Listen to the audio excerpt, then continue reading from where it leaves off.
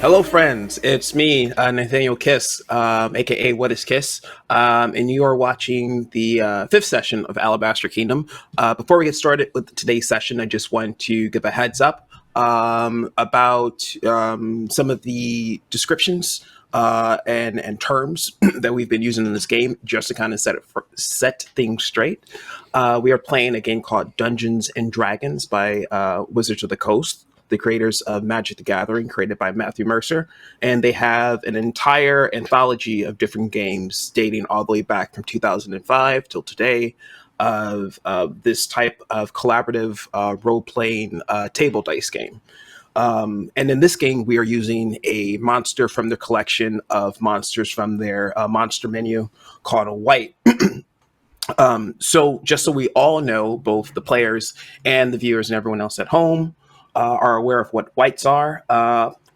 It's wights, as it says in the book, are intelligent undead humanoids that resembled armed and armored corpses. They never tire in pursuit of their goal of making an eternal war against the living. It says it right there in the book. I apologize if anyone has misinterpreted this as any sort of ire or any disrespect towards people of any places and any customs or cultures. But we are just reading what it says out the book, and we all know that the Dungeons and Dragons game is not racist. It cannot be racist at all. So thank you for taking this time to listen to us. This is the last session of Alabaster Kingdom, and we're just going to hop right into it. Thank you. I'm sorry. I'm just flabbergasted because we know this. It's like the monster manuals. We have the monster manual. It says right here. there. It's right here. I don't understand. Right there on the shelf.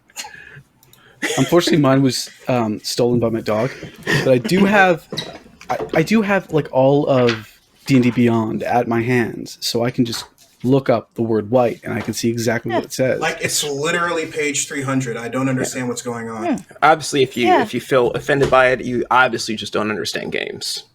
It happens. It happens. We all at least watched 2 episodes of Game of Thrones. We should know what they are. There you go. There we go. I mean, Game of you have Thrones. so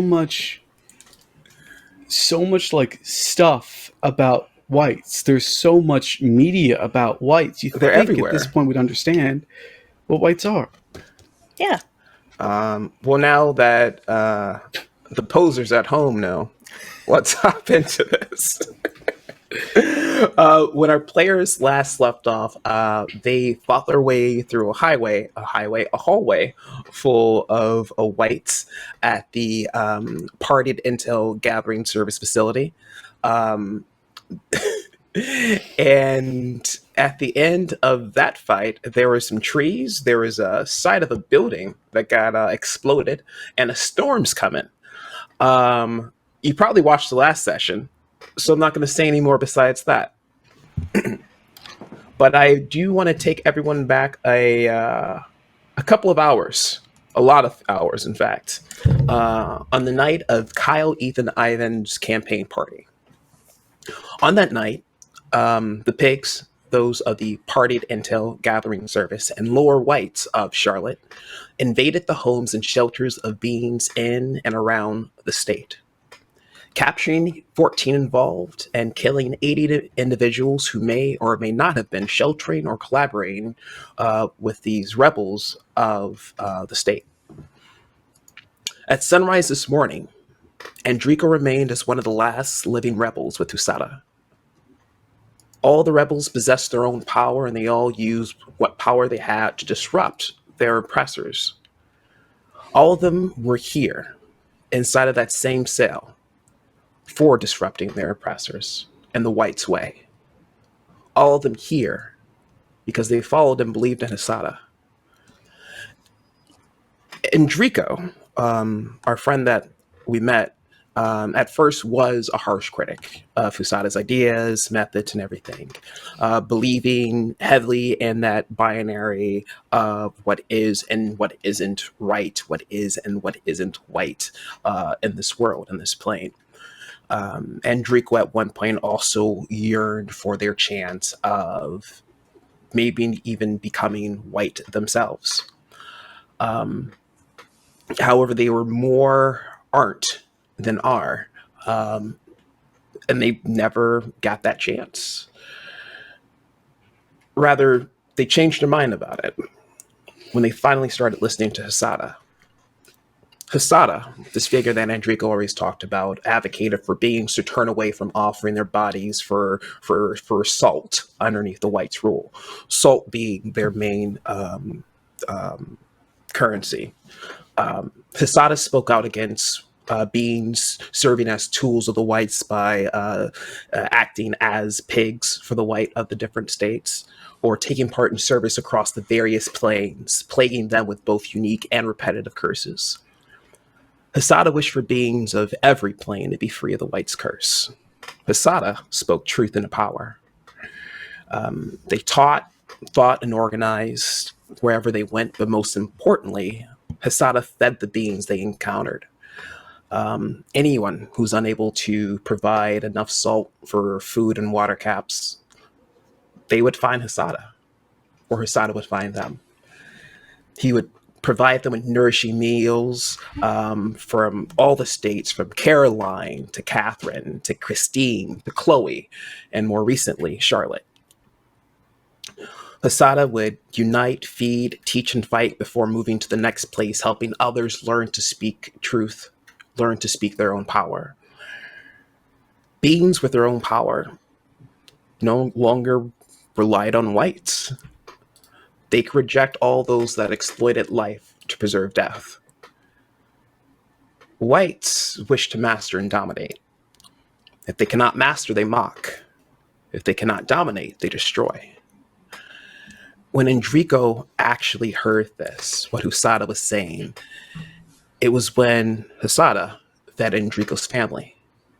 Enrico was both grateful and still a bit of a skeptic of Hesada's method. Enrico believed that beings uniting and nourishing life was all good, but wasn't quite sure if the duty of those who served in service or those who took part as pigs were actually that bad. Enrico felt conflicted, but soon found themselves dedicating themselves fully to Hesada's cause. He learned of Hesada's secret of hurting the whites' capital, draining each state of their salt and revenue, while nourishing communities, they're both their mind, body, and soul. Hesada found out about the Grand Decay. Kyle Ethan Ivan's plan to use the necrometamorphosis to turn everyone in Charlotte into a white, whether they survived or not. He found out about that before leaving Charlotte for the border. Kyle Ethan Ivan and neighboring elite whites also heard about Hesada's presence and laid a trap. When Enrico was separated from Hesada, he assumed his demise. Now, as one of the last conscious of the rebels, Enrico's faith was renewed when they heard and then saw Barnaby come in and save them. And Enrico knew that if he could survive, so could Hesada. From that moment, I want to take us back to that scene. A tree that was once another being serving as a pig leads into a long overgrowth jutting out of the side of the facility, down the 5 stories to the ground as other pigs leave and evacuate the facility. The alarm is still going off. There's rubble, there's smoke, there's fire, there's ice. You all look out of the hole that's been created and you see clouds off into the horizon coming forward. Looking past that, you see that the sky that was once a lucid blue has slowly turned into a sullen dull. Clouds following that train of gray as more pigs and now whites gather below. And as all this is happening at once, you all feel a sudden rumble that brings your attention back to that horizon. As the land around the oasis, the barren part, the crust, starts to shake. Then off you can see towers of ivory penetrating through the crust, like a garden of phalanges, discarding any debris and large chunks onto a few unlucky makeshift shelters below of beings that lived outside. As you see towers and skyscrapers arise from out of the ground. And from that, so many beings with umbrellas and parasols coming out of different lower shelters. As they all come and gather around this giant hole out the side of the building. The four of you stand there. Could you all give me a perception check? You could say that this is like a kingdom, right? Made of alabaster. I mean, it's as much as a kingdom as the United States is a democracy. But you could say that. You could say Oh, that. come on. You just gave me everything I need. Barnaby has a perception of 14. Not sure if he would understand these references, but 14. Wallace has a -1 in perception and has thus rolled an 8, which means he has received a 7. I have a +4, and I rolled 10. I'm lower than my passive perception. Yeah, also, I got a 14. My passive is 15. My passive's 14. Actually, both of those 14s will cut it, as Lailai and Coh'Jak actually both being very close to the ledge. Cut back to last session, as this tree started growing from inside and bursting out the side of the wall, Lailai was kind of swept away as it came out, and Coh'Jak, while rolling a natural 20 on their deck save, reached out and grabbed Lailai before they fell. I've got you. Thank you.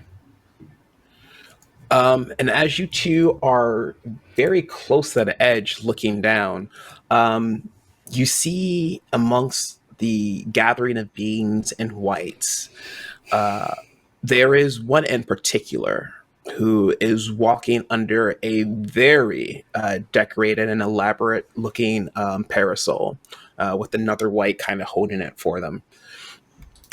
This white grabs a nearby device. You're not quite sure what to make about it. And they hold it in front of their face and they begin speaking. The white kind of walks with this very, very demeanor, this demeanor of control, purpose. They walk as if they own the place. They're adorned with the same metals that Lailai saw them in before in the room, with the same white furs and coat around them. These are the beings we were talking about. Do we not all see why we all need to stop them? Not just here when they invade our space, but where they live. Only then can we truly be safe, as the entire crowd of beings and whites start to gather even more come, and their voices start joining the mass of sounds of agreement, cheers, as this person is being praised for speaking these words out, and just this complete sense of contempt just being aimed your way up there. I'm curious. What's up? Can I roll an insight check on that person to see if they actually believe what they're saying, or if this is all just them taking advantage of the situation? Roll for it.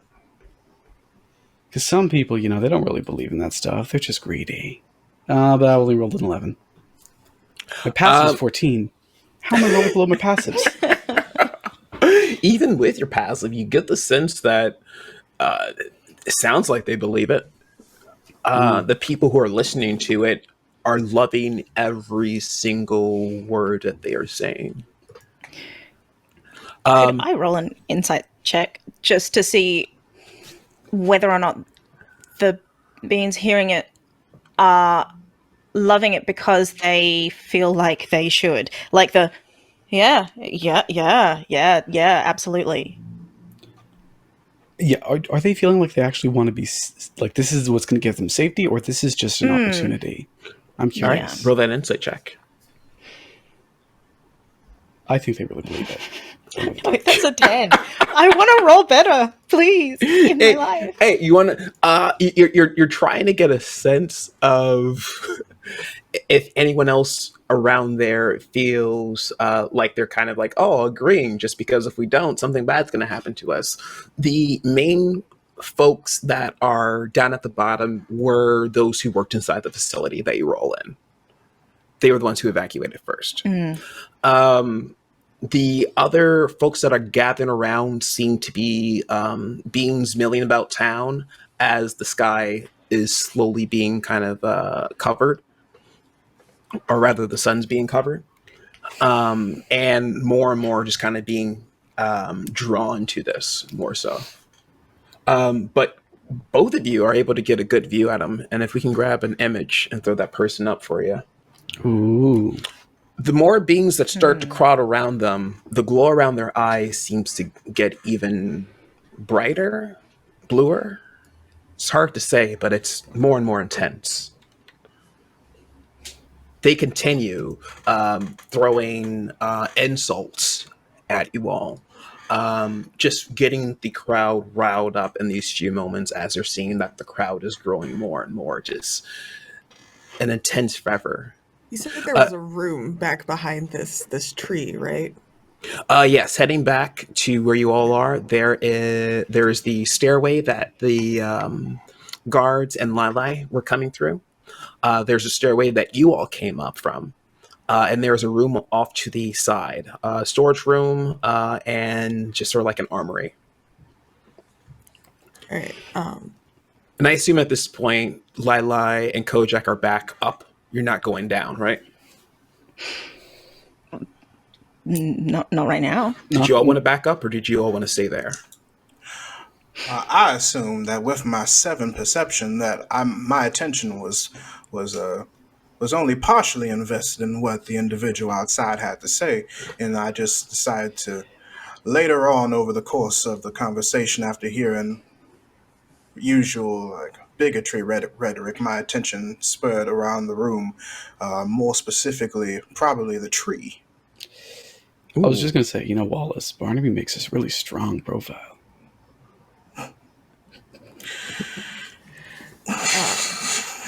I was going to say with Barnaby's perception, he probably heard enough because got a 14 on that.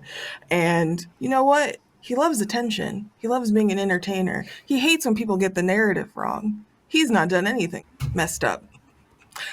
He was put prisoner here, so he's kind of strutting around looking for something he can use because he's ready to go down and correct this child with the weird fluffy feathered fur coat and the eyes. He doesn't like when people control his story. With the 14, Barnaby is able to find something in that armory nearby.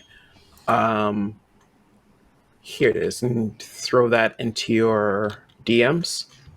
Cool. You pick it up, and it is a hammer, blunted edges, unlike an axe that you're used to. But it does give off a slight hum. The more you grip it, the more intense the hum grows on both sides of the sledge.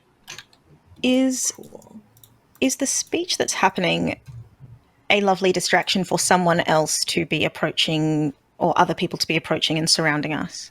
With all this happen, I say this is going on within like the same 15, 20 seconds of Barnaby going back, kind of just interested in the person, talking down below, you and Coh'Jak helping each other up while getting an idea of what's happening down below, and Wallace just look, tree.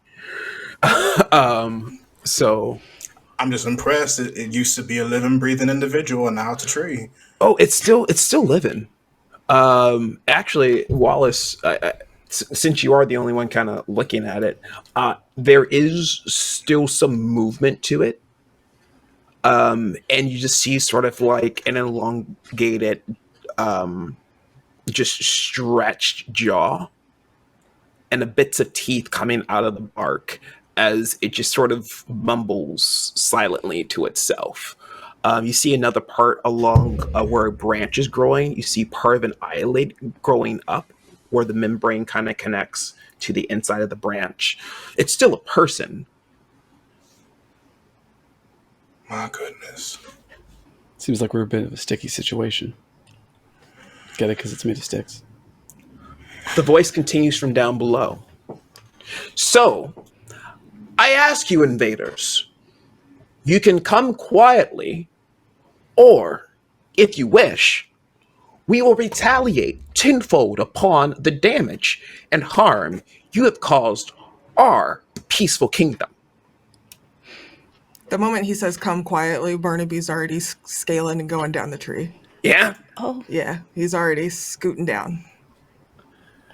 Barnaby's running past the three of you. You see Barnaby heading down? I guess I won't try to dispel that magic then, since you're on it. Cool. That's fine.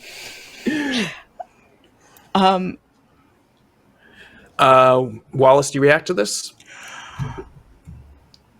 I do. But quick question. Even though I don't know if you want to apply my role. Doesn't, and even though you've very massively described the depiction of this tree, so vivid. I very, very much appreciate it. Does it look? I do remember. Correct me if I'm wrong. Seeing that this tree bore fruit a while back. It still has pieces on it, just kind of hanging off. Wallace is going to take a few pieces of fruit and then go after Barnaby and tuck it in his pocket.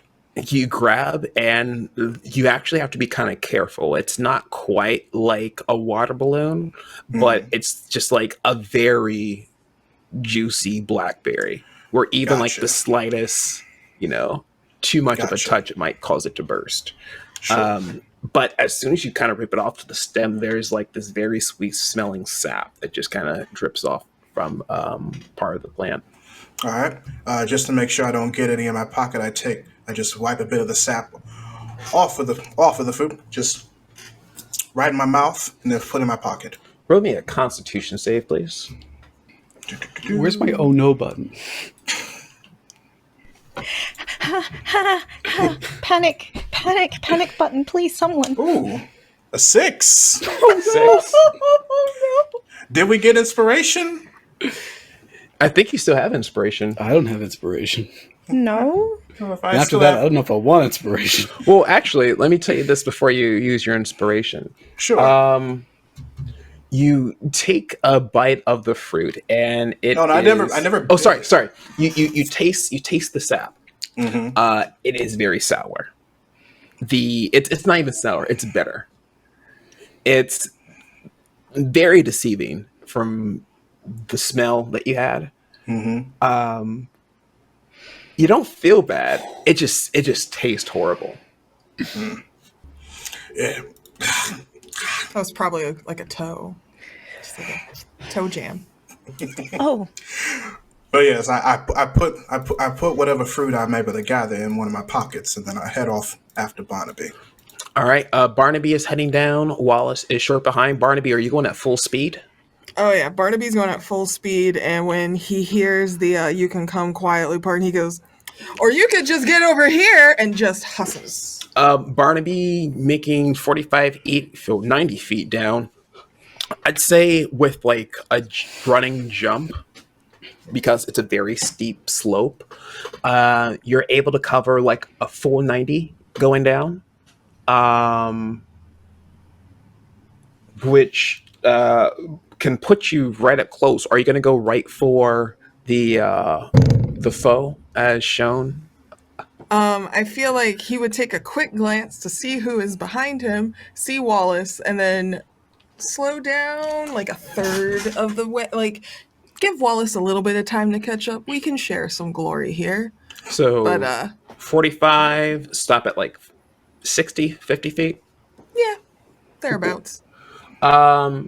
As Barnaby is heading down and kind of catching the scene, from the speed you're going at, the change in the atmosphere, the sudden drop in temperature, followed by the low rumbles of the clouds that are coming in, you can see as far out several of those same type of heavily armored vehicles, the same type that Deidre Violan are kind of positioned around as they start driving in, and more vehicles are coming in as whites come out.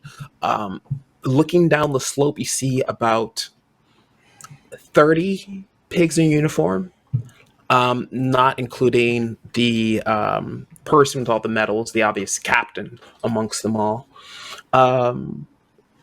You are also able to make out someone in a similar uniform as everyone else down there. Could Barney give me a perception check? Whew, oh boy. 13. 13. One of the cars, one of the vehicles, you see D.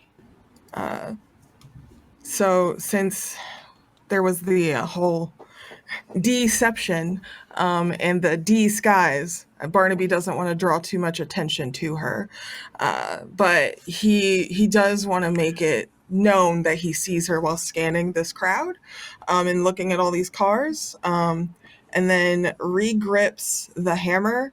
The hum kind of hits. It's a little off-putting, but he just readies to slam it into whatever comes near him. He just has like a battle stance and is just kind of trying to be intimidating and like lock eyes and like snarl a little bit to frighten whoever sees him, hoping that maybe some of them are the ones that he roared at and they dipped and they see him again and they go, let me reconsider.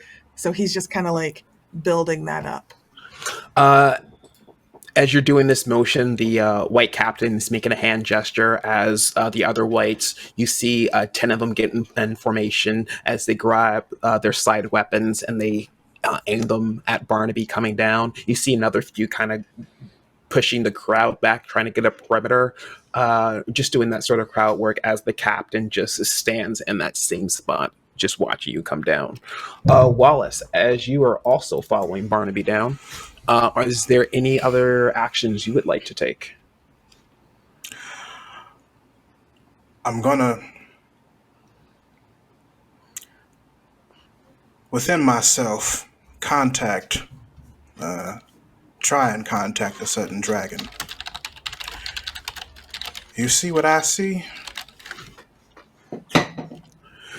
It's going to take a little bit more than that for me to get eyes on the field, Wallace.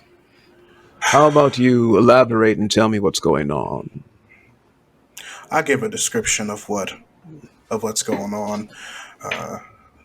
Take a notice of how many whites there are, and let them know about our situation regarding the tree, what happened, how it became a tree, and everything else.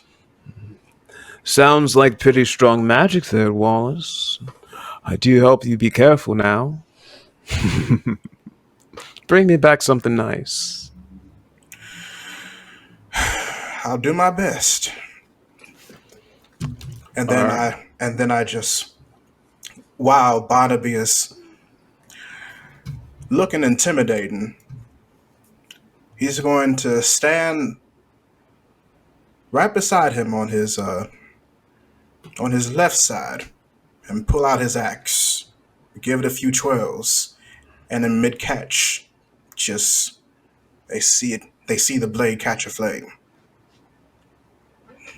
All right. And he's just staring daggers at everyone. Noted. Coh'Jak. And your action as Wallace and Barnaby head down? Is there anything you would like to do at all? I look at Lailai and just say, are we really doing this? Against all of this? We can. Do you want to? Lailai looks out at the storm and everyone down there? Not really. But we can.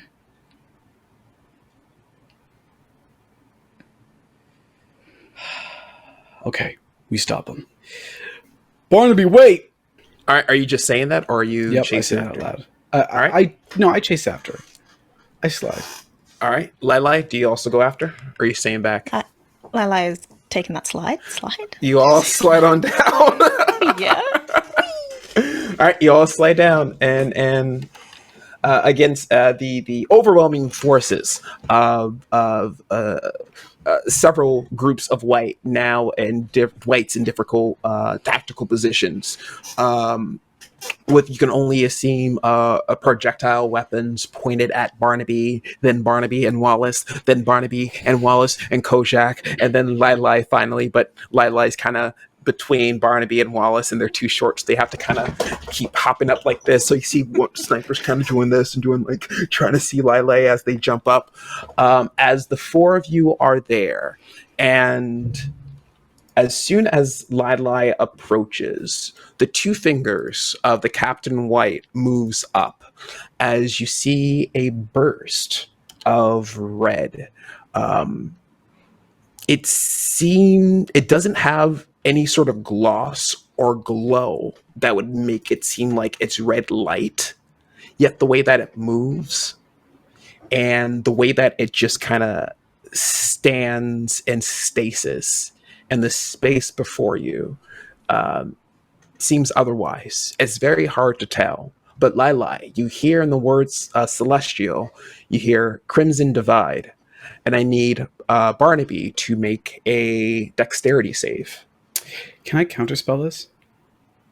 Ooh. What do you think about doing? Tell me about counterspell. It's quite simple. When someone casts a spell at one of my friends, I just let out a big burst of light, kind of like a flashbang, and the spell can't go through. Mostly because, distraction. Literally, it's a flashbang. I kind of spell with flashbangs. Any saves or any rolls that need to be made? So, here's how this works. If this creature is casting a spell of 3rd level or lower, its spell fails and has no effect. It's casting a spell of 4th level or higher. I have to make an ability check using my spellcasting ability. The DC equals 10 plus the spell's level. On a success, the creature's spell fails and has no effect. All right, you got a spell save of 15. Yay! Spellcasting ability. That's a D10 plus my my. Oh, your spellcast ability? Yeah. It would be. Oh, just roll a D20 plus 3 plus 2, so 5. Yeah, a D20 plus 3 plus 2, not a D10. I may have come from an earlier game of Vampire the Masquerade today. You're good. So, I'm forgetting what dice are dice. Oh no! Well, that failed. That's a 2 plus 5. That's a 7. How many it literally spell does slots not you reach. How many spell slots do you have left? That was my last one. Noted. You try to overwhelm this, but the power just kind of cuts right through the flash thing that Coh'Jak sets up. Barnaby, give that dexterity save for me. Yeah, a big old wonderful 7. Can I assist? You may not assist with the dexterity save. As this red beam of hard light erupts from underneath Barnaby and just launches them, going straight up vertically, 60 feet into the air. Still moving. Every turn, it's going to go up another 60 feet. Can I cast Call Lightning? We got to roll for initiative. Oh, we got to roll for Can I on initiative? All right. That's me taking initiative. Let's roll some initiative. You got one character 60 feet in the air. You got one with no spell slots. Last session, y'all. Initiative of 3. I'm refreshing this. I need to fix this. There we go. 13. Wow, come on. 16. Barnes is a good old fun 9. 3. Feeling fine. He's a feline. You're doing great, Lailai. Land on his feet. I'm trying my best. Hey, at least you look great doing it. You know, it's true. I'll I just so am hard. going to. do my best. All right, let me get those numbers one more time. We had Lailai. What was that, my friend? 3. 3. And Wallace? 16. Ooh. Barnaby? Catch me. 9. Coh'Jak. 13. Lucky number 13.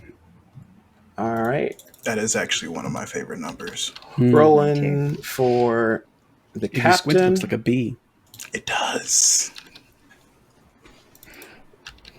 Rolling for the coppers. Pigs. Rolling for the one that got away. Story of my life. Hey. And I'll put this one at 1 because they are not going to do anything. All right, let's add these babies in. Is it boy. showing? Yup. Yes. There we go. Wonderful. All right, initiative trackers up. First up, we got Wallace. Okay. Quick question. What do you qualify as acceptable for a bonus action? Anything that deliberately says use as a bonus action, But what if I Or- want? Okay. or you tell me. Let's Okay. Shark Tank this. So, of course, Wallace reacts, as you would imagine, Wallace reacts the moment that he sees Barnaby being launched up by this giant red pillar. And considering how quick of an action it might be, I would consider it a bonus action to, once again, remembering how certain things happened when we dealt with individuals inside, from being turned into a tree, from somebody eating fruit, and then hearing what my dear dragon companion said earlier. Once I tried to see if he had eyes, I want to quickly take a bite of the fruit. That's a bonus action. I do so. All right. So you, after tasting a bit of the sap, you have to kind of amp yourself up to do it. Understandable. Can Completely it be understandable. a wisdom save? All right, hold on just 1 second. That's also not one of my best features, but we're going to make it do what it do. Or Constitution, if you. Oh, You said or I said. So, considering that you said or Constitution while I was in mid roll, Yeah. can we do it? Can you allow a do over? I kind of I want to see. Oh no, we may not. What? Can you give me what you rolled, and then give me that. I rolled a natural 1, which, thanks to my -1 in wisdom, is a 0.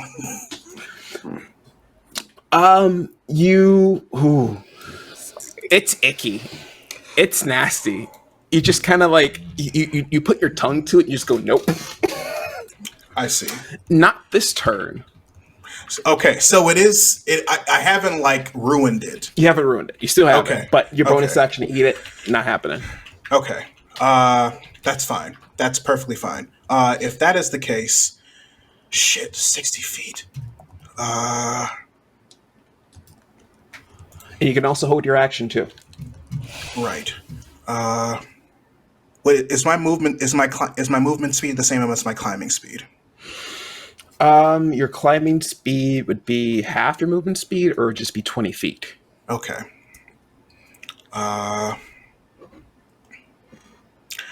I'm going to dash up the pillar. My movement speed is 30.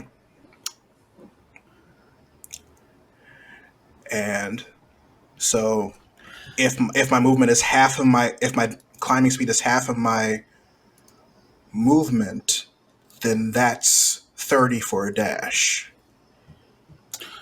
It's more so trying to climb the pillar. Mm-hmm. It's solid, but it's like a frictionless, constantly moving cylinder. Mm-hmm. The way that if there was like a fire hose shooting up, putting your fingers through it, the water's going to go right through your fingers. Mm-hmm. But if you put your hand over it, it's going to lift it up. Trying to grab onto it, I don't think Wallace would be able to get a grip on any of it. Oh, how if that is the case, if it mimics that type of force, Mm-hmm. then can I just, because the flame on my axe is magical, it wouldn't be put out by water. So could I just hold my axe above the pillar and just ride it up top?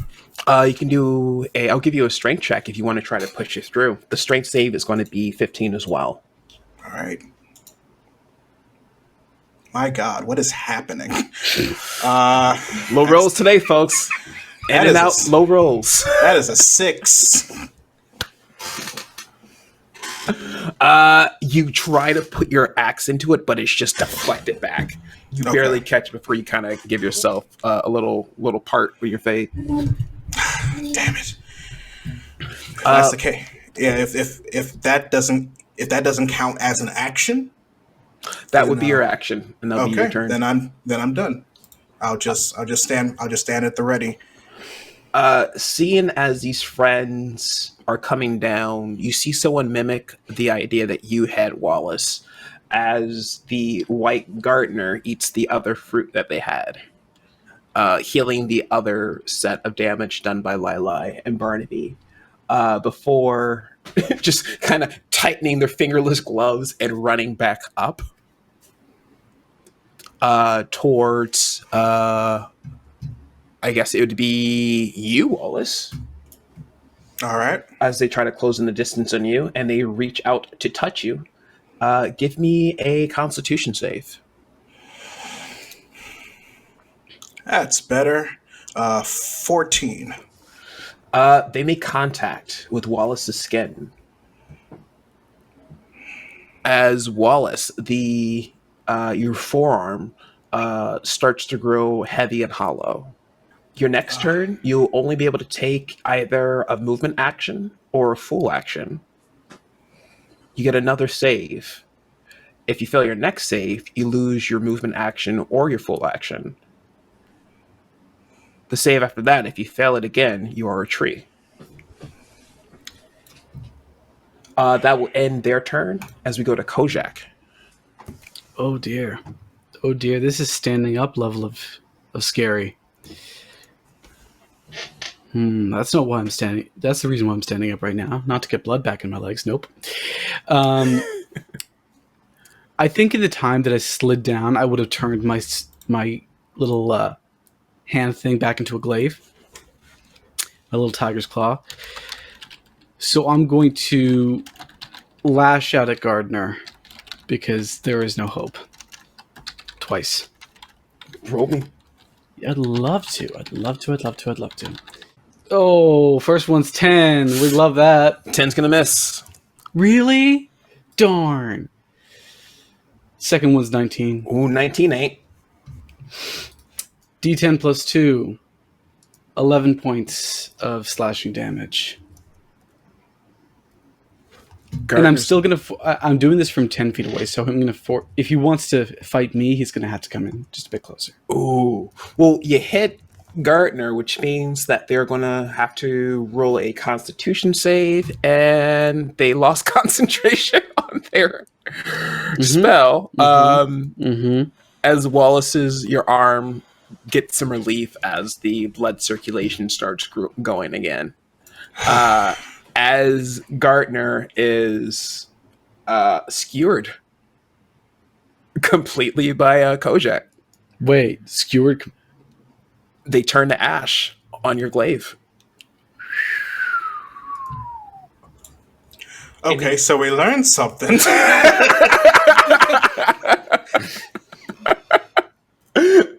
As you see Wallace turn, there is one other officer that you see kind of screaming, or you hear rather kind of screaming back up top. The other one in the big tree doesn't turn back. And is that the end of your turn, Coh'Jak? Yeah, there is not much more I can do. Cool. Now to Captain Noose. We're gonna have Captain Noose maintain the Crimson Divide, sending Barney up. And for their other action, they are going to throw an attack at no one. Lailai, you hear them utter you hear them utter another set of words, a phrase in Celestial. You hear the phrase conditional whiteness as you see every other pig that's a being on the floor. Their eyes suddenly glow blue. Oh, good. Every pig in that vicinity in a uniform has now taken on the features of a white. They all turn very aggressive towards you all. It's their turn. The first set of pigs break out of formation of just standing there protecting Captain Noose. And they all charge at Wallace and Coh'Jak. I'm going to do multiple rolls on you all. Can you give me both of your ACs right quick? 15. 13. Rolling. But it's not been a full hour, so I still have 8 temp HP. And if they hit me with melee, they What take happens? 15. They They take 15. If one hits you at melee, they take 15. So long as I have those 8... So if someone hits me for 6, they take 15, and then they'll still have 2 left. So if someone hits me for 5, it'll go through that too, but they'll also take 15. The first one hits Wallace. Wallace takes 2 points of damage. The second one hits Coh'Jak. Take 3 points of damage. How much damage do they take? They take 15. One white goes down and shatters. This was a being that looked more... They had more scales than they did, like, hair and fur features. As they swing onto Coh'Jak, and the same thing happens to them. They shatter. Next two hit Coh'Jak.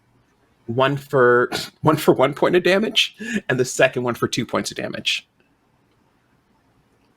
They both take 15 each. They also shatter. They're gonna stop attacking Coh'Jak after that. The last one is I still have 2 left. the other 2 are going to attack Wallace, and that's going to be a miss and a hit for 2 points of damage onto Wallace. You have a bunch around you all, and some just in shards of icy glass. The ones in the second formation still have their projectiles. They are going to aim that at Lailai. And Lailai, these are the same projectiles that Kyle, Ethan, and Ivan are using, which are just modified or nerfed magic missiles. So they automatically hit. And that is going to be 16 points of damage to Lailai. Okay. As I'll open fire beyond you two. And Barnaby is just chilling in the air. Oh, and before the end of this turn, all the other pigs that were in vehicles, everyone in the uniform has now gotten out of their vehicles with melee weapons. Everyone in the uniform. Barnaby. How much distance between Barnaby and like the storm clouds? You're still going up. You're going up 120 at the end of this turn. Okay. So you still got some distance. Okay. So I feel that Barnaby feels the hammer he's gotten. The humming is kind of like causing like a mental vibration, and he does the only thing he can think to do, which is to slow his ascent by flapping and waving. And he does this by swinging the hammer in front of him, focused on a point, essentially attacking the air. And this is where we get to learn what the hammer does, right? the special skill. I was told it magnifies gravity. Oh, It does magnify. Okay. Barnaby's not aware of this.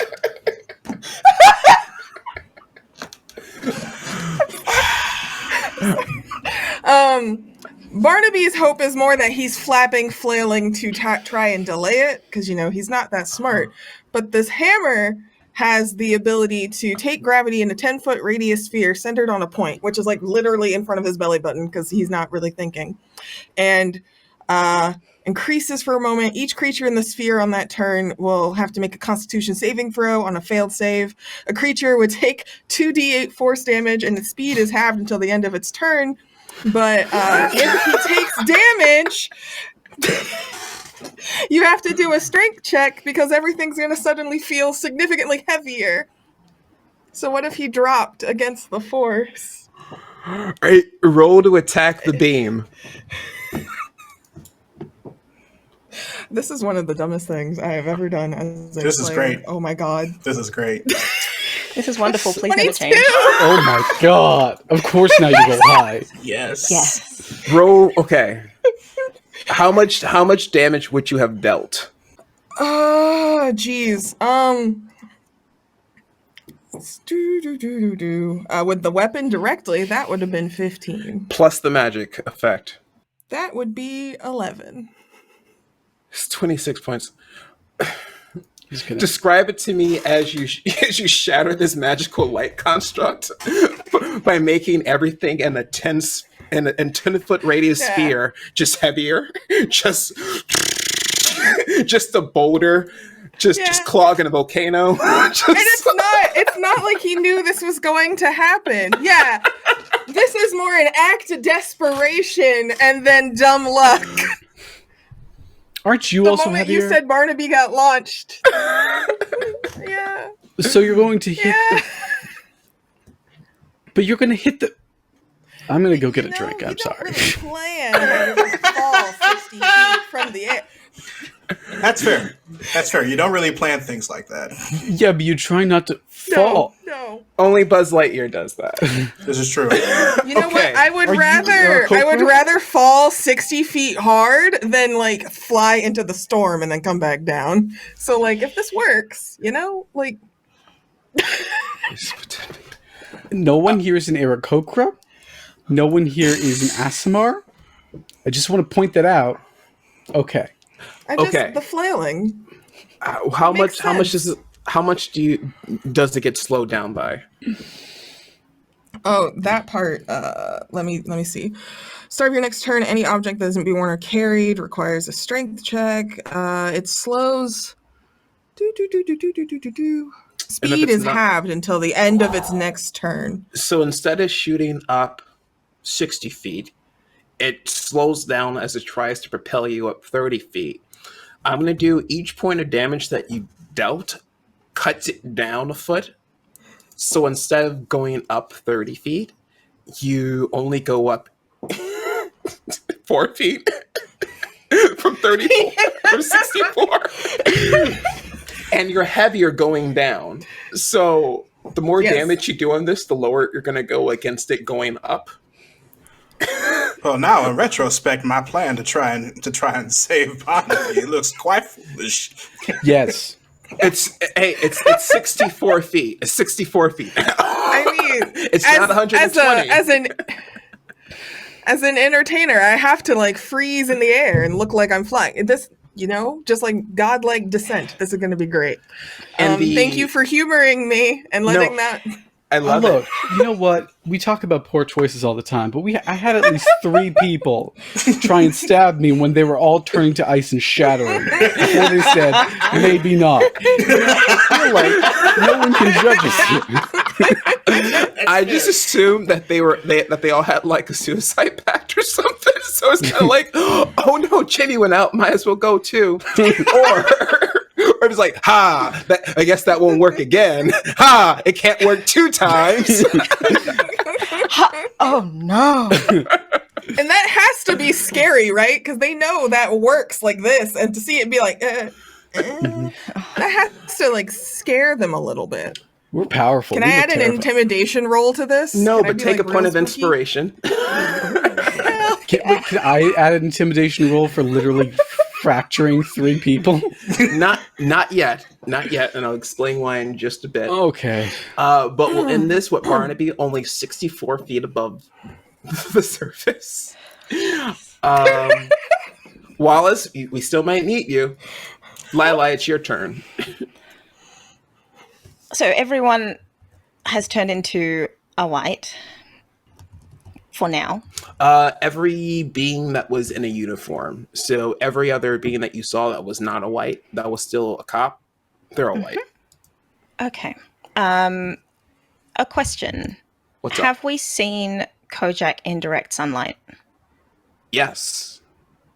When you stopped on that brief break while driving to Charlotte. Okay. Also, that very first day when we were walking up to the mountain. True. Just wanted to check that because I would like to burn the whites with sunrise. Walk me through this.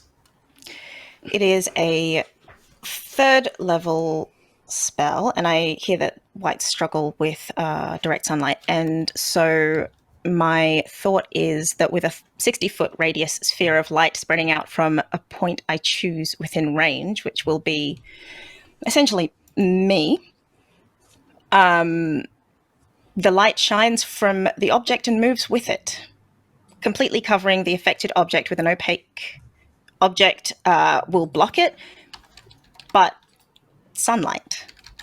I offer you sunlight. Simply Red just plays in the background. All right. What happens when Lailai goes supernova? Walk me through the plan and how this plays out. Well, they light up a room for starters. Yes. They light up a room. They end up going back to Crystal Lailai because it starts as a little kernel of light right in the center of them and then just like straight out. Because they're sick of this shit. What the PG-13. Yeah, I've had What mine. the family? I did it. I'm done. No, that's great. I'm just trying to process how this is going to play out. All right. Storm clouds coming in. Barnaby's up. Burst of light. I'm not going to do all of the saves because they have disadvantage on attack rolls as well as wisdom checks. All the whites can't see. The concentration on the Crimson Divide goes out. Barnaby, you're still slowing down as you're falling. You're going down to 30 feet. Wallace, what was your plan to get Barnaby? I was just gonna probably try and shove him out of the way of the light and try and find a way to slow down our fall. Okay. Barnaby has that taken care of with the gravity hammer. Coh'Jak, you're still in position. All the whites at this point, as Lailai is going to do this because we're approaching the end of the round, all the other whites, not in uniform, the ones that are just milling about, gathering, looking at the scene. They saw a giant explosion at the top of the building. They see a bunch of cops gathering around. They see the captain of this force yelling into their universe's megaphone at these illegal aliens from a different plane, causing terror and destruction in their nice white society. They're got their scry stones out. They're taking moving graphs. They're taking pictophones. They're taking TikToks with their scry stones. As they kind of watch the twisted body horror of the being that got turned to the tree, as it's all the way Down on the street level, other whites are grabbing the piece of fruit that came off of it and kind of eating it and enjoying and kind of getting selfies. They're watching the whites getting shattered and kind of like cheering with it and just enjoying it as if it is something separate from them. They're enjoying this as if it is entertainment, while being enticed and egged on by the captain's words of "these are the other, this is the bad, this is what's wrong." They're essentially being traumavores and loving it. Lailai's bright light stops all of the whites' activity. The beams that were turned into white, also by the captain, also revert back to beings themselves. And while this is going on,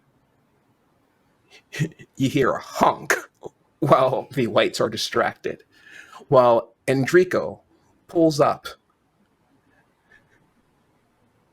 with the same van with the axe in the back. It's like, you got, hey, everyone over here. Get in. I run over and get in.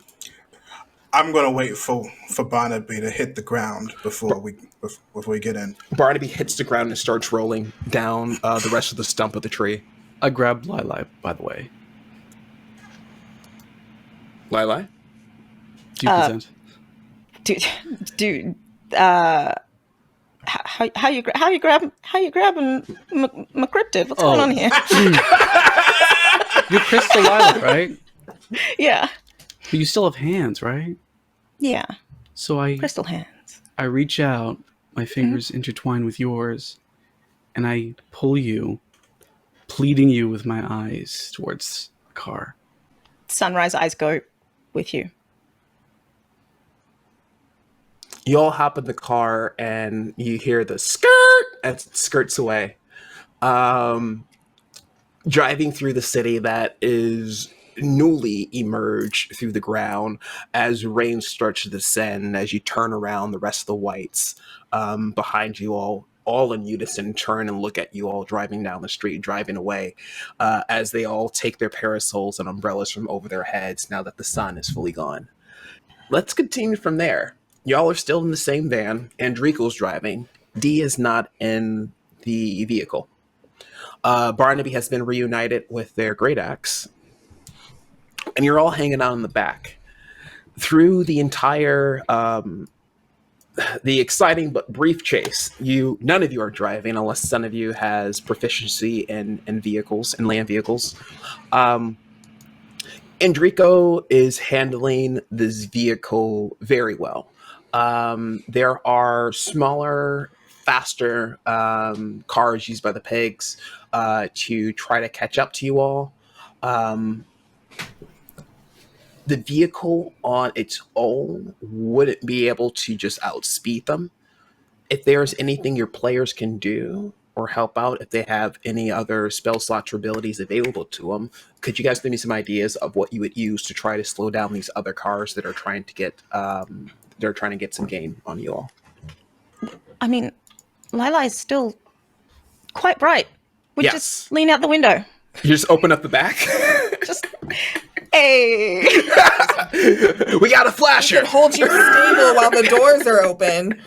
You know, Yeah. Barnaby can like sit and just like hold your waist, and you can hold the edges and just beam. We got the brights on. It's the getaway, but it's just follow the bright light. Go ahead. I was also thinking that I don't know how much cartoon logic you want to apply here, but I was also thinking about using my last second level slot to like give myself dragon's breath again, and just have Wallace turn into a little like a little bit of NOS nitro to give us a boost. You wanna? Let's Fast and the Furious this. I love it. Lailai puts on the bright lights with themselves, and there's that sort of internal Fast and the Furious shot, like the early 2000s. Just going through the turbines of the ship. Back when it was about stealing VCRs. Yeah. DVD VCRs. Thank you. Yes. My apologies. as the band just goes "Arr!" and does a wheelie as a flame shoots out of the back. It doesn't make sense. There's no way it would go up from flame shooting this way. It does, and it goes and there's like fire on the road, and there's like one white with like a speed gun, and it goes whoa. His hat goes whoa whoa whoa whoa as you go outside the limits of the state line of Charlotte. Everything I always wanted. Coh'Jak just closes his eyes and just lets the nap take them. Nothing else. They got The them. nap they don't have? Exactly. That's precisely it. As soon as you are able to make it safely outside the state lines of Charlotte, the chase music goes down, and Enrico, while driving, goes, "Whew, looks like we're in the clear now. Okay, I spoke to someone who knows where Sada is. We're gonna go meet up with them." Where's Dee? And he kind of turns. She says she went back inside to check on you all, and kind of turns did I- around. Enrico, I regret to tell you I did see her with Stop. all those others. She's back there? Yeah, pretty sure that was her. She's wanted. I imagine Enrico freaks out considering a dead body just like literally. I was looking very dead for there. Just wakes up and says, "She's wanted." She's pregnant. I know. That's why we needed to get across the border. I gotta go back and get her. Wait, I'm sorry. She was expecting. Yeah, our second. That's what pregnant means. Yeah. This is first I've heard of it. Why didn't you tell us sooner? Are you asking Lailai or Enrico? Enrico. Well, the entire strain of our relationship has been going. I place a hand on Enrico's shoulder, because it wasn't for us to know. He could have told us when they wanted to. That's up to her. Yeah, and he kind of looks torn, and Look. just on the verge of tears right now, of not sure Go. if the car should keep going or if he should turn it around. He hasn't turned it off. What direction are we going? You're heading out of Charlotte. We can keep walking this direction. You go back. You don't know where you're going. We'll figure it out. And Barnaby starts to make a move like he's just going to hop out of the truck. Look, it's Badlands out here, so we just keep walking in that direction, yeah? But We've been through a hell of a lot worse. I can You don't- assure you that. understand, it's... Gets out of the car.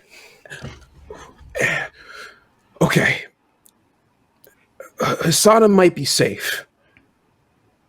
But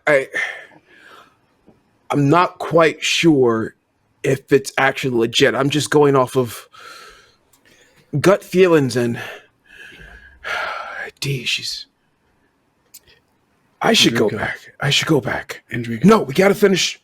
Enrico! Yeah. You can't be divided like this. And you don't leave people behind, not when you can avoid it. Go. You'll turn back after you get D, and we'll still be here walking this road. You got nothing to fear. Besides, and then Barnaby would reach for the hammer. This seems pretty nifty, and then just thrust it into his hands. Could Yeah, be you're- useful. You're right. He takes a moment before just kind of... Yeah, I can go back in. It's not an issue at all. He opens the door, gets in, and sits back in and just turns the radio on just a bit where the music is playing lightly, nods and reassures himself before looking back out the window at the four of you. Yeah. We interrupt this musical break with an update. Several red caps caused damage downtown Charlotte. Here speaking on the scene, Captain of the party at Intel Gathering Service, Captain Fox Noose, as Captain Noose. You see, told you, it's Captain Noose. Gets on, and it hasn't even been that much time since y'all got out, as there's an entire press conference set up. As captain of these partied intel gathering services for the state of Charlotte, I am aghast and a white.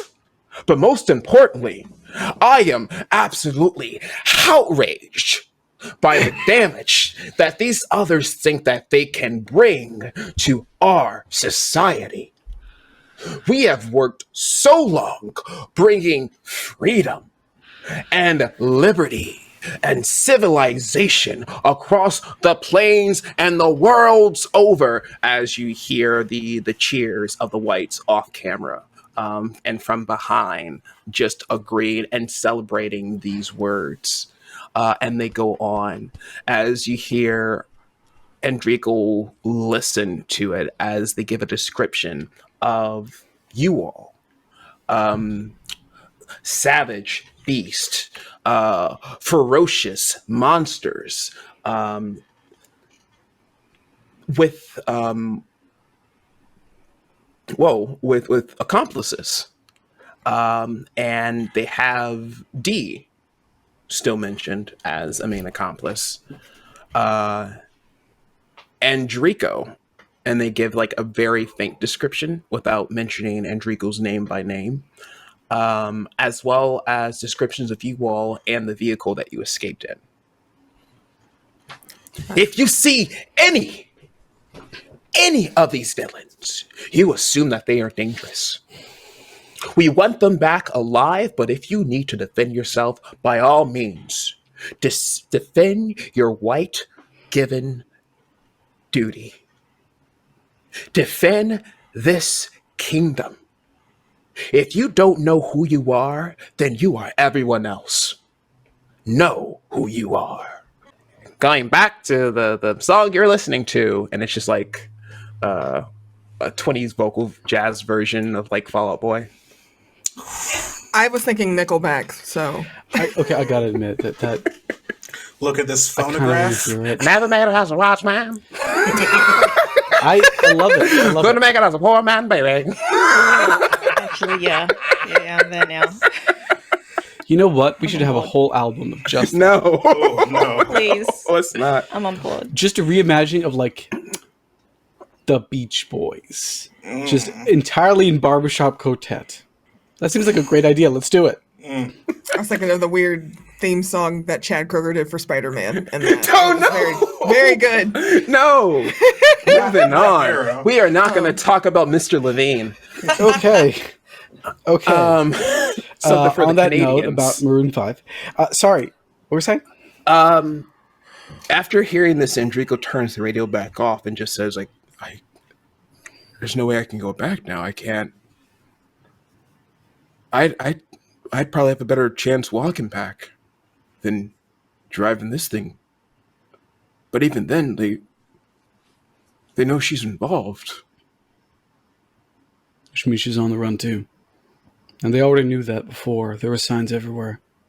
Well, an announcement. Did you have like a rendezvous point, a code word? A place to go when things got tough. Yes, but it... Not to do this, but it's complicated. Listen, and as they are about to speak, there is a chirping sound coming from the front seat. Enrico stops for looking underneath and finds a communication device, the same one that other pigs inside the facility have used to contact each other. Picks it up Hello? Draco? It's Dee's voice. And Draco's eyes widen. Dee? Enrico? Where are you? Enrico gets so excited. And they're about to reply back. Do you all do anything at all? Barnaby would put his hand out and go, "Do you have a safe word? Is she safe? Is she... Ask her something that can affirm that. I used to do games like this with my siblings all the time." Dee, are you safe? Yeah, I am. I'm good. Hello, Enrico. Are your other friends there with you? Another voice takes over. Barnaby just does the thing where he shakes his head and like... No, they're not with me. Well, sad to say that, Enrico. Well, it seems that you might be in luck today. Even more so if your friends happen to be around. Barnaby leans to Coh'Jak. You're a smart talker, and then like kind of shoves him next to Enrico. Yeah, what do you mean? Well, it just so happens that you have some information that I would like to have. As it turns out, I have some things that you would like as well. Now, we don't have to do this here, but I think we should make a trade. Wouldn't you say so, Diasmin? You don't hear a response from D. Enrico looks up at the four of you. I Mouth agape. open my palm for the communicator. Barnaby stares at Lailai and hopes maybe they could also just imitate Enrico's voice. Enrico hands the communicator over to Coh'Jak. What are your terms? Oh. Now that's a face I haven't... A face. That's a voice I did not expect to hear. Well, how about you and whoever else came out of that portal come back to the facility and we can all have a talk. Not the facility. Too many eyes. Pick someplace else. How about at a... I got it. There is a friend of mine, probably yours too, Rebecca Massage Blanc. Her tower isn't that far away from the outskirts and not far away from the facility. What if I can promise you all a safe passage back into Charlotte? We'll meet there. We'll parlay. We'll talk. We'll make an exchange, and I'll make sure that your friends make it back home safely. How does that sound? Barnaby's going to snatch the communicator. Apologies. What makes you say Rebecca's a friend of ours? Oh, another voice. Yeah, so I heard what you guys said about me. You left out every bit about me being attractive and capable, so thanks for the misinformation. And humble, it seems. Incredibly so. Incredibly not. How about I just leave this part of the diplomacy with myself and your code friend over there? If there's anything else I need from you all, I'll be right on top of reaching out. Otherwise, you have, well, we have until sundown to come on back. I'll see you then. No. One more thing. Listening. Pick a second location, and Draco will meet Dee there. How about Kyle Ethan Ivan's facility? Deal. Wonderful. I'm sure you know where that is.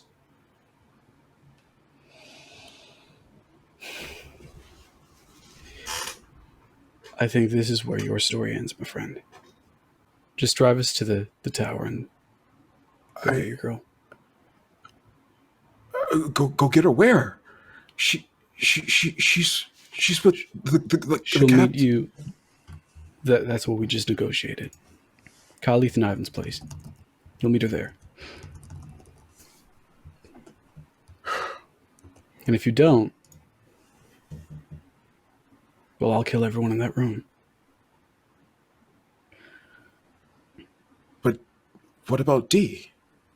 That's where you'll meet her. What do they do? Who? Massage Blanc. What do they do? Well, Rebecca was going to vie for governor of Charlotte, but I mean, her. It's complicated. You see, there's not a lot of women who get in those positions of governess. Usually, they're just dames and benefactors. Rarely any of them have any houses or names to themselves. Or Enrico gives a poor description of the highly misogynistic, highly patriarchal setup that the whites have. Of like the full whites of the entire population of this undeath, there is about 1% of them that are like full-on whites that haven't been ashed since the beginning. These whites kind of took their spots on different positions and leadership and different roles to kind of run and facilitate the expansion of the state and the overall kingdom. Reba Massage Blanc is definitely one of the original whites. You mean Rebecca Massage Blanc? Well, Coh'Jak. Mm-hmm. If it was, you know this thing personally, Yeah. of either through other vampires or other undead, if you're alive for a while, you kind of rebrand yourself. Mm-hmm. Reba, Rebecca, Becky, she had different names. How's her hair? Oh, wonderful. It's good hair. Good. It's not hers. It's elven style now. Next week it'll be orcish. Always changing. As Enrico kind of goes on about the role that Reba plays, it's always second place, never quite it. Always a thought to be considered, never quite the main person. Mm-hmm. No matter how much they try to crack or smash through that glass ceiling, whites are gonna white. So previously, this is out of character. When it asked about Reba, Enrico was like, no idea who she is, but knows Rebecca. So maybe that's why Kyle Ethan Ivan knows Reba, because that was like her first name, Or it's a name she uses with certain people who are undead. or like closer. Okay, cool. Just wanted to be sure I and listeners were all on the same page. Oh, thank you very much for asking. Also watchers. Hi, watchers. Yes. Hi. Sub watchers. We see Try you. to. We don't see your chats though, so please don't be mean. Thank you. I take it you all head to Massage Blanc's tower? Can we take a short rest while we're in? Oh, of course. Yeah. A rest has already occurred, and you have 3 hours. It wasn't even a full 3 hours. Just hour and a half after 1 o'clock, 2 o'clock. Y'all can do a full rest before y'all come back. Mhm. And is there anything else y'all would like to do? Barnaby looked like he wanted to say something to me. Well, Yeah.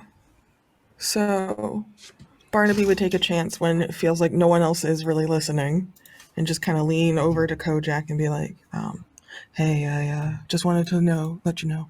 I saw what you did with making those blue lights into something else. Much appreciated, Coh'Jak. But why didn't you tell us sooner that you were like them?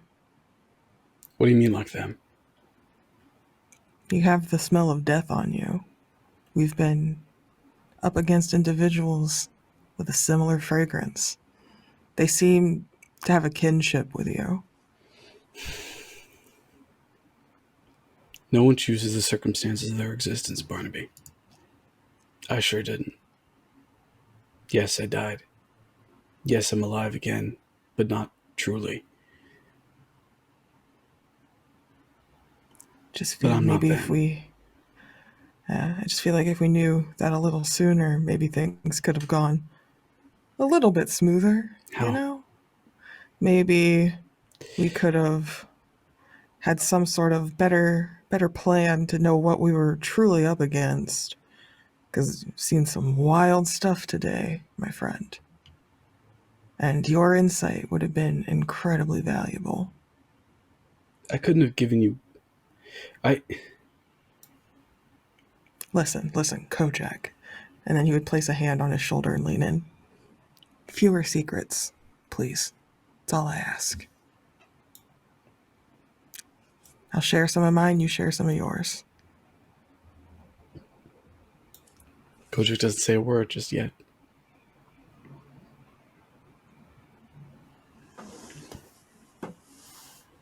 I guess while Barnaby and Coh'Jak are away, there's Lailai and Wallace. Wallace, who overheard, or at least watched, Coh'Jak talking Draco off of a cliff. There's a phrase that he heard Coh'Jak say that resonated with him, caused his ears to twitch a little bit when he heard it. And that's, don't divide yourself. So Wallace, taking a little time to himself, is just sitting down on the ground, leaning against the car. Lailai would come find Wallace, probably sit down and lean against the car. Hey, Lailai. Hi. I noticed you picked one of the fruit. Yeah, I did.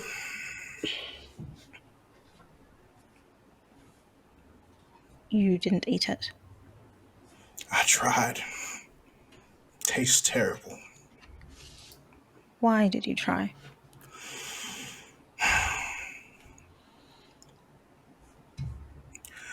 I've noticed that magic doesn't really work like it does where we used to be. I know this because there are certain things about.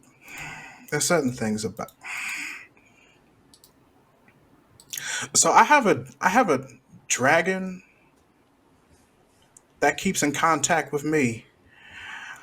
He likes to see the world through my eyes, and I lower my sunglasses. That's why they look like this. But he hasn't been able to see things since we got here. Then I saw that white turn one of those guards into a tree. I saw him eat the fruit. I saw what he was able to do. I just put two and two together. That maybe that might be. Maybe it's them that. Maybe the reason why magic works like it does here is because they're the only ones that have access to it. And I was just trying to get some type of connection back. But every time I try to put it in my mouth, the taste just repels. I don't know if I have the stomach for it.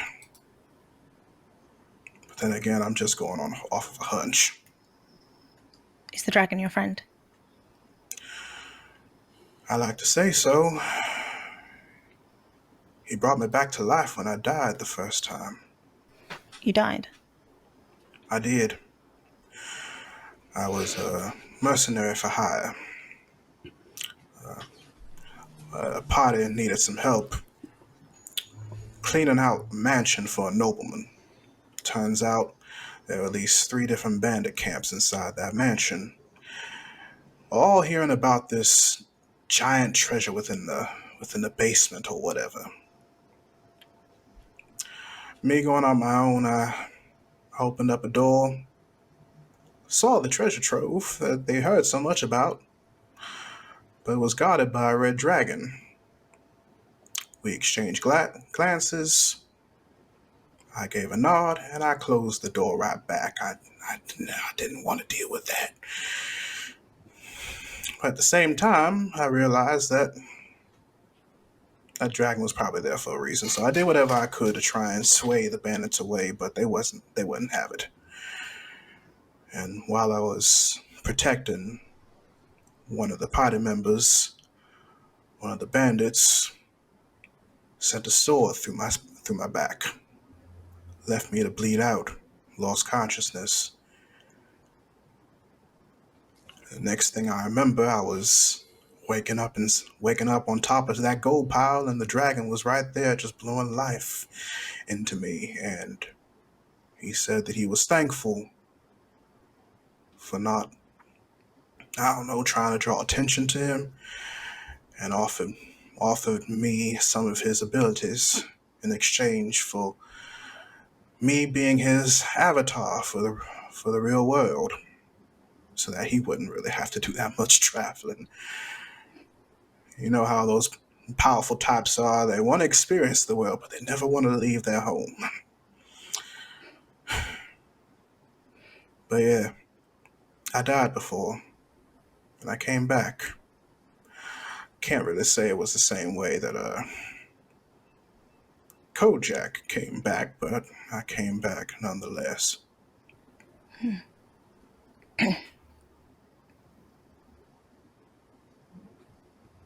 Something on your mind, Lailai?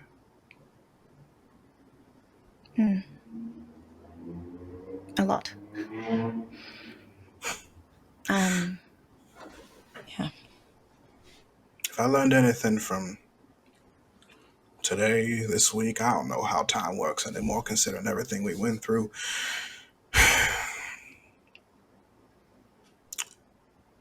It's not, if you've gone through a lot, it's not good to keep it all in. I just became an imitation son. I don't think I keep it all in. Wow, you really got a habit of shining bright. I'm going to move the camera over to Wallace and Barnaby. Yeah, so hearing Wallace hearing himself talk, realizes that upon saying what he said to Lailai, he should really apply it to himself. So he's going to stand up and brush off his coat and approach Barnaby. Are you all right?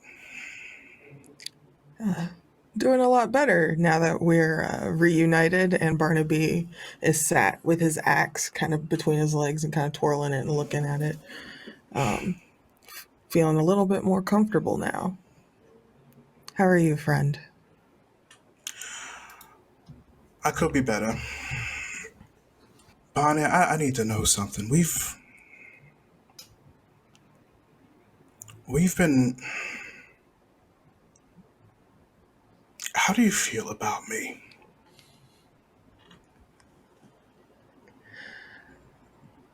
You would take an incredibly deep breath and say, I said before in the caves, Wallace, you know I care about you.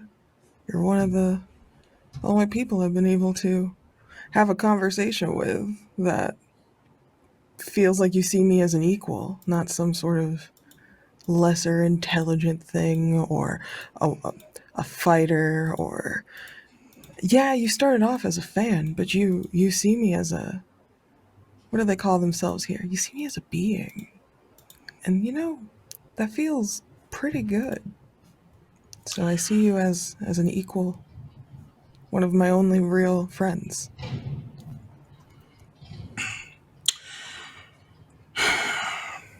I saw how you reacted when the death chattel broke. Yeah, I'm realizing now that she, Amada, really is gone. And, kind of a funny story, because, and then he would gesture at his axe.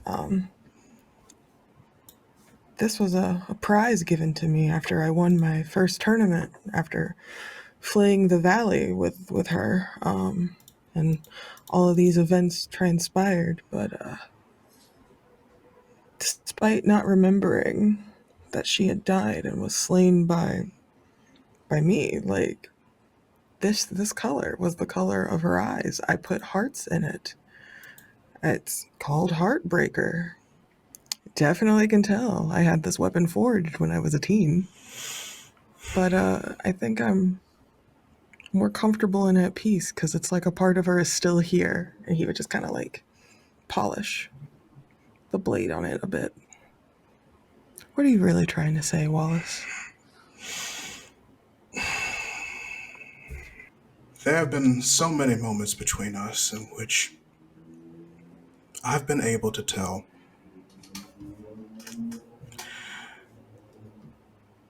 that there's just been more than how we have been. And I need you to, and there are moments where I'm able to see it on your face clear as day. And then there are moments where I just can't get a read, and I don't, and I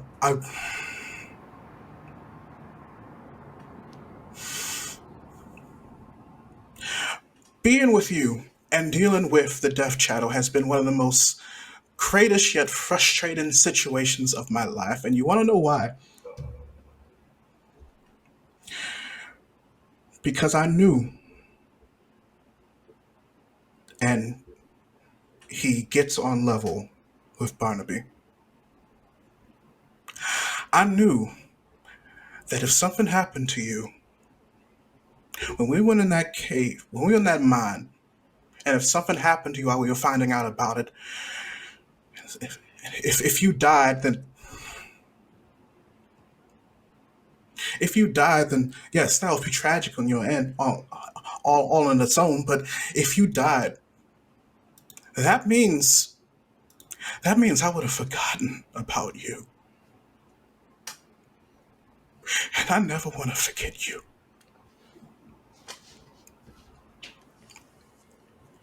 And he takes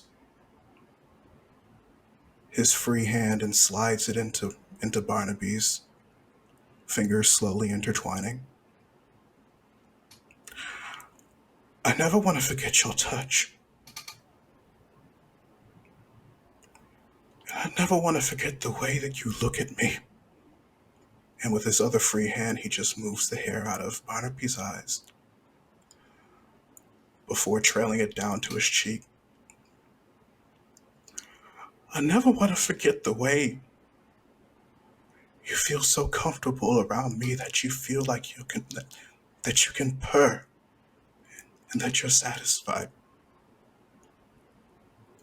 And I never want to forget this. And then he just leans in and just kisses Barnaby straight on the lips. And then just rests his forehead right on his. I don't want to replace her. I know I can't replace her. And I don't want to be her for you. I want to be me for you. I want to keep being your calm.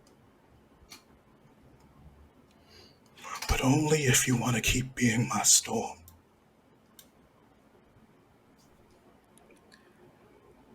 Barnaby wouldn't know what to say other than he would put his arm around you and say,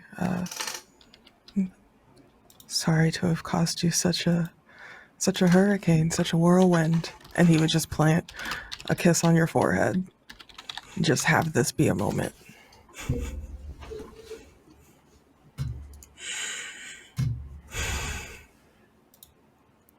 Wallace is going to do whatever it takes to try and keep his composure, but pretty sure it's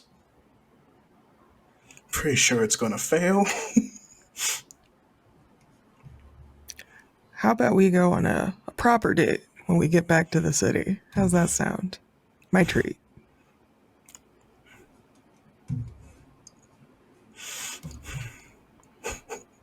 You know what this means, right? You know, honestly, I'm still kind of figuring it all out, but I'm definitely here to enjoy it. It means that we're going to survive this in order for that to happen. Oh, 100%. I never doubted that. I'm going to redirect the scene over to Lailai and Coh'Jak. Lailai approaches Coh'Jak.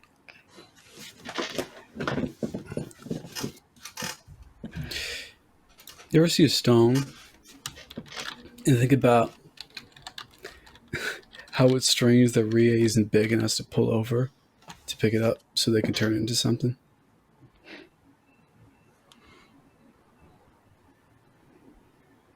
Mm-hmm. I'm still afraid to look at you. I don't want to be, but I am.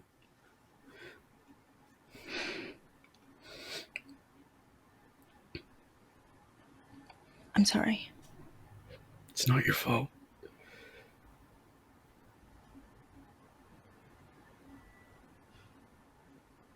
I think it is. Why? Have you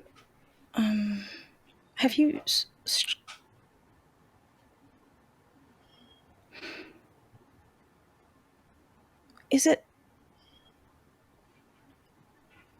tolerable being what you are now?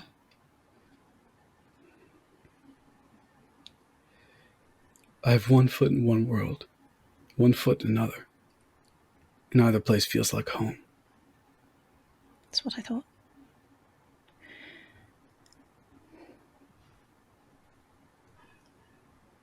I'm sorry. I think about it a lot. The fact that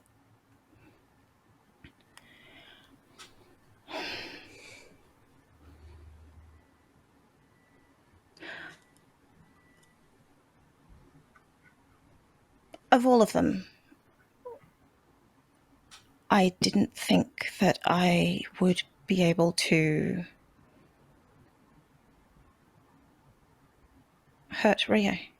She raised me, and, well, sort of. I had never seen that much blood come out of one human being. One any being. What do you want me to say? What am I supposed to say? I just didn't.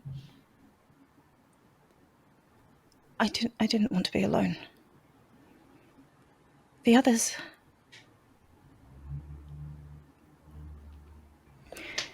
The others I had to kill, and so I did.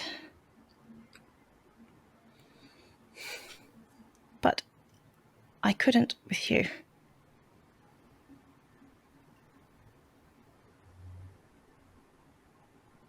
I just couldn't. Who do you want me to be? I don't know. I spent every moment since the moment I drew breath again, realizing that I didn't need it, trying to comprehend what happened to me, what happened to us. Everything that has come since that moment, everything, has been another curse on my way back to you.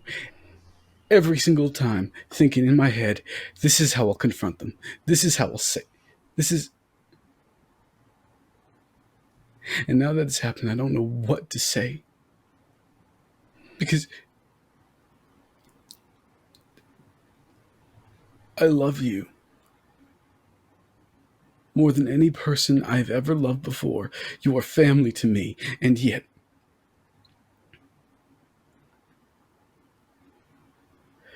I've seen what happens to your family, Lailai.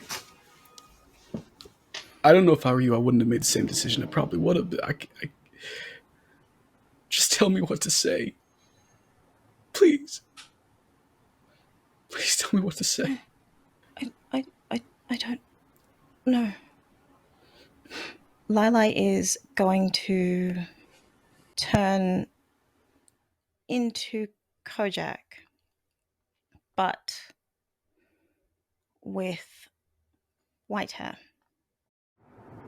This is who you were. You could be whatever you wanted, Lailai. I don't think you ever understood how the rest of us can never be that lucky. Rest of us can't be that lucky. Or maybe we're lucky enough to get to choose to be who we are. I don't know what this is. I don't.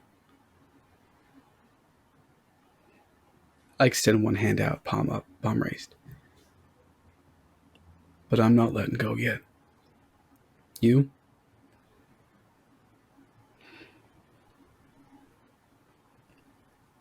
Lailai shifts back, but it is slow. And the last thing to change is the eyes. I love you too.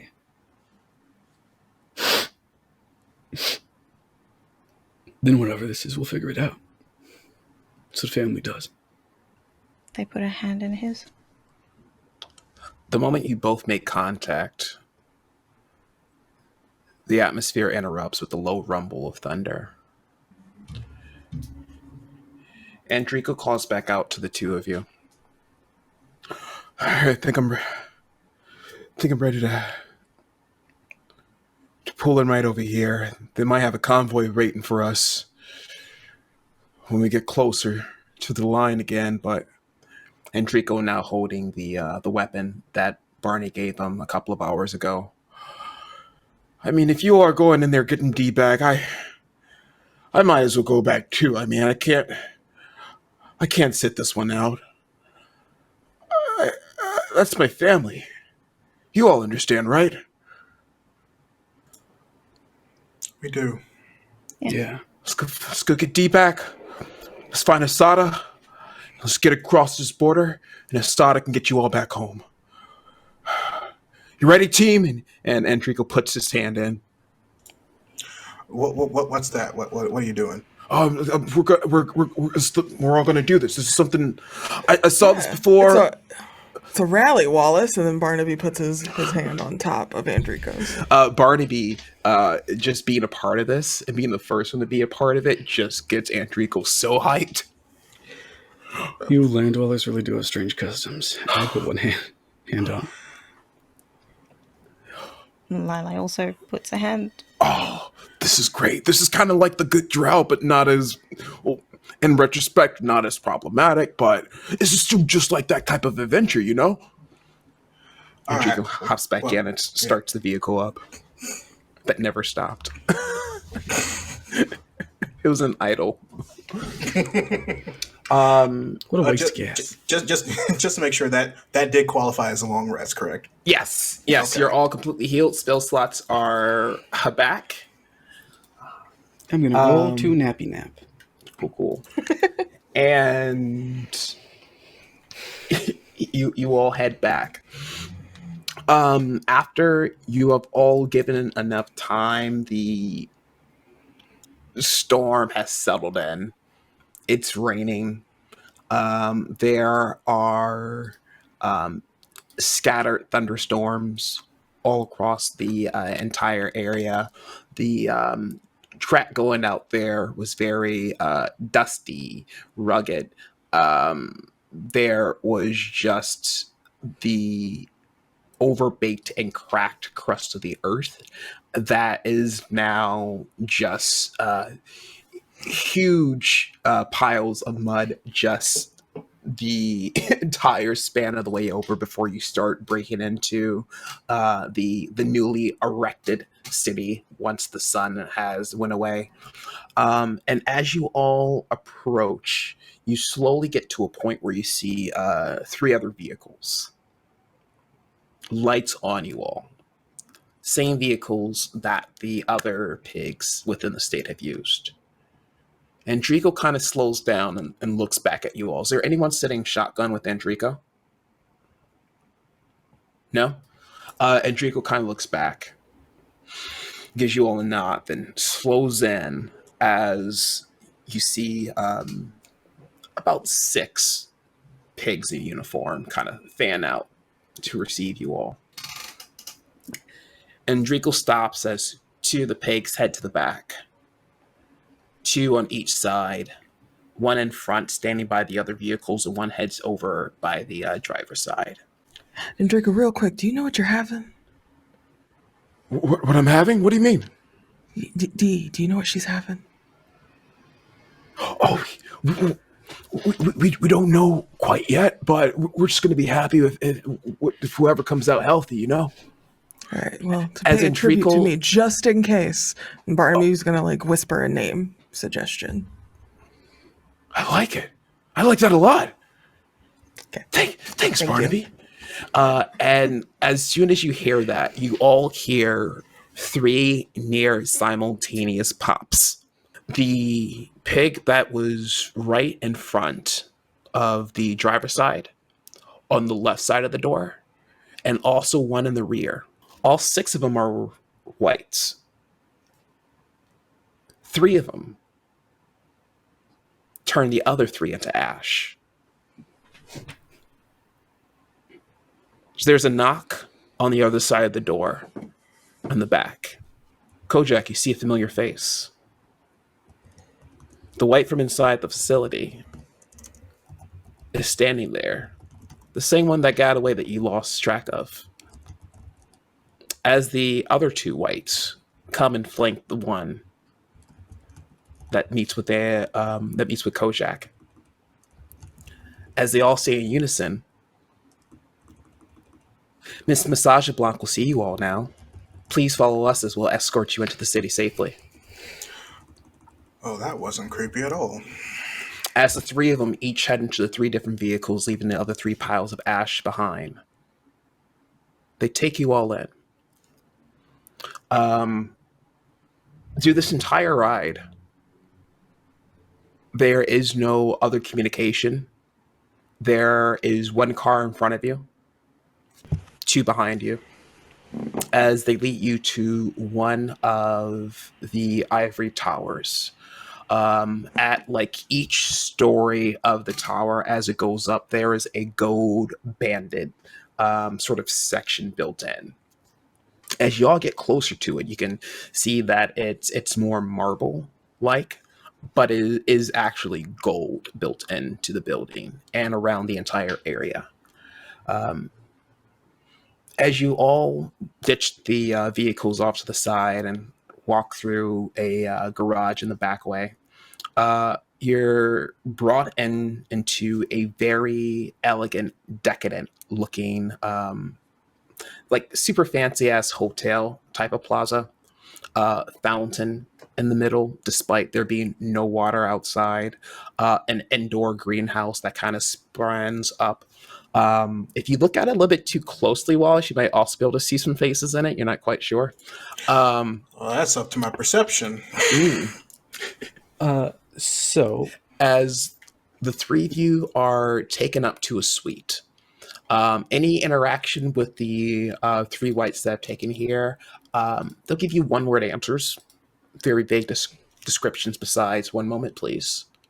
Until they lead you into an office where you see on the very far inside the sort of a recreation of the oil painting of the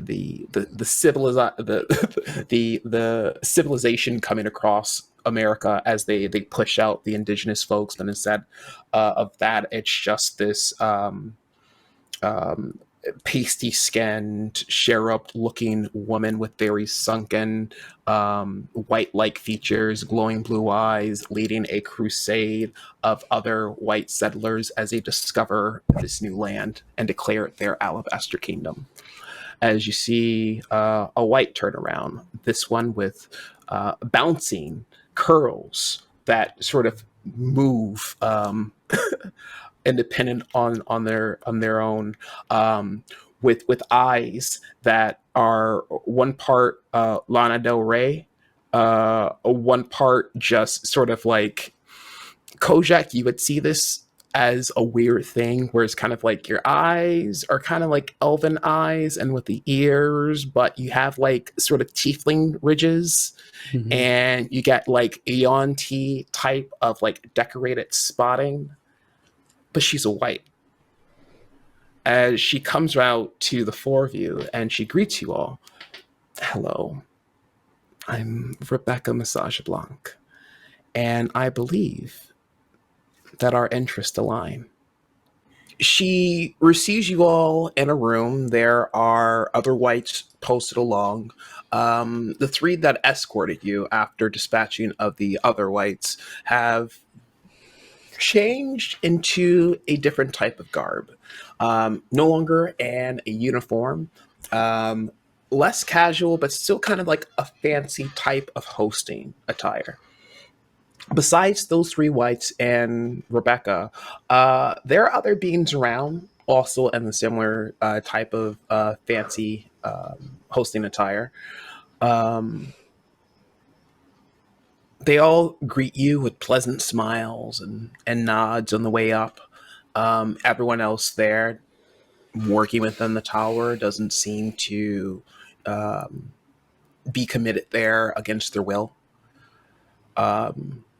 As Rebecca greets you all with a warm smile and just kind of goes down the line, eyeing you all, Barnaby, Wallace, Lailai, Coh'Jak. She leans over, smooch on one side, kissing in the air, smooch on the other side, kiss in the air. Where is it? Do you still have it? Where's what? She gives you a knowing look. I know you keep it around here somewhere. Bring it out. What's the thing that Coh'Jak has that disappears and reappears? Coh'Jak is shirtless right now, by the way. Yes, you are. There's been a hand waved to the other beings that bring out a set of clothes for you. A new kilt and everything, your size. And there's an embroidery of a CS. I'm all right. I pull out a very short dagger made of crystal and gold. You keep it in great condition. It's hard not to. And with a flick of my hand, disappears again. Oh, we're talking about his weapon. All right, I was confused for a second. She starts talking as she spins around, addressing you all, but not establishing that with like eye contact or any other cues. I bet you're all wondering why I intercepted you all from Captain Noose. Who wants to take a guess as to why? I know some. Because we're so irresistible. Ooh, I like this one. Barry? Sure. Daggers. Just staring daggers at her. You are fantastic. And also, I believe that you can help me and I can help you all.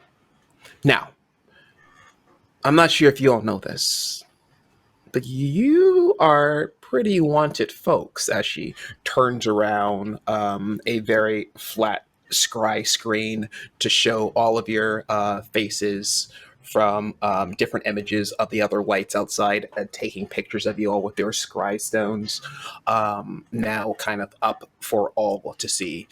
Different angles, some high res, some kind of like Sasquatchish, but it's you all.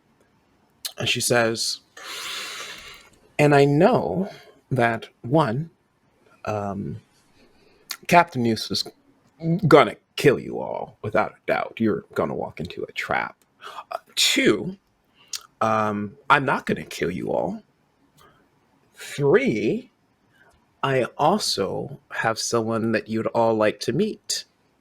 As she claps her hand, and Enrico's there too, just kind of like caught in the awe of being in this tower.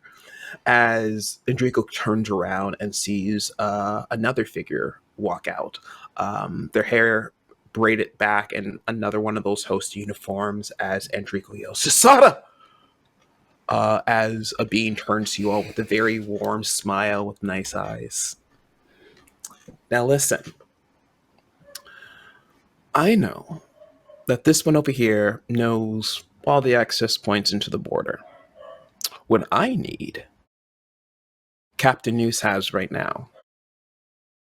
And I was wondering if we could all come up with a plan, a collaboration, to make sure we all get what we want, okay? As she's saying this, her entire face starts changing. Where it was the bountiful curls, where it goes more straight and down into deep red Jessica Rabbit locks, as her eyes then go into tabaxi slits, still with the same blue, as the ridges on her head turned from like tiefling horns more over to the side into ram-like horns. And she turns into a halfling. She gets really short because it's in style now. Besides that, her tone, her cadence, everything else about her does not change. It does not skip a beat as she makes this seamless transition. Is this a changeling? Give me an investigation or a perception check. You can also use your passive perception as well. Let's go with perception. It's a 19. The way that her body contracts and releases and relaxes gives you the impression that's the same method that most changelings kind of control their entire cellular makeup and appearance. This isn't any type of glamour. It is sort of just like, tensing and relaxing those muscles the same way that changelings do. The glow in her eyes suggests otherwise. But this is definitely a changeling technique. What are you? Excuse me. What are you? Oh. Well, in original white, she kind of says, as her hair kind of bounces back and forth.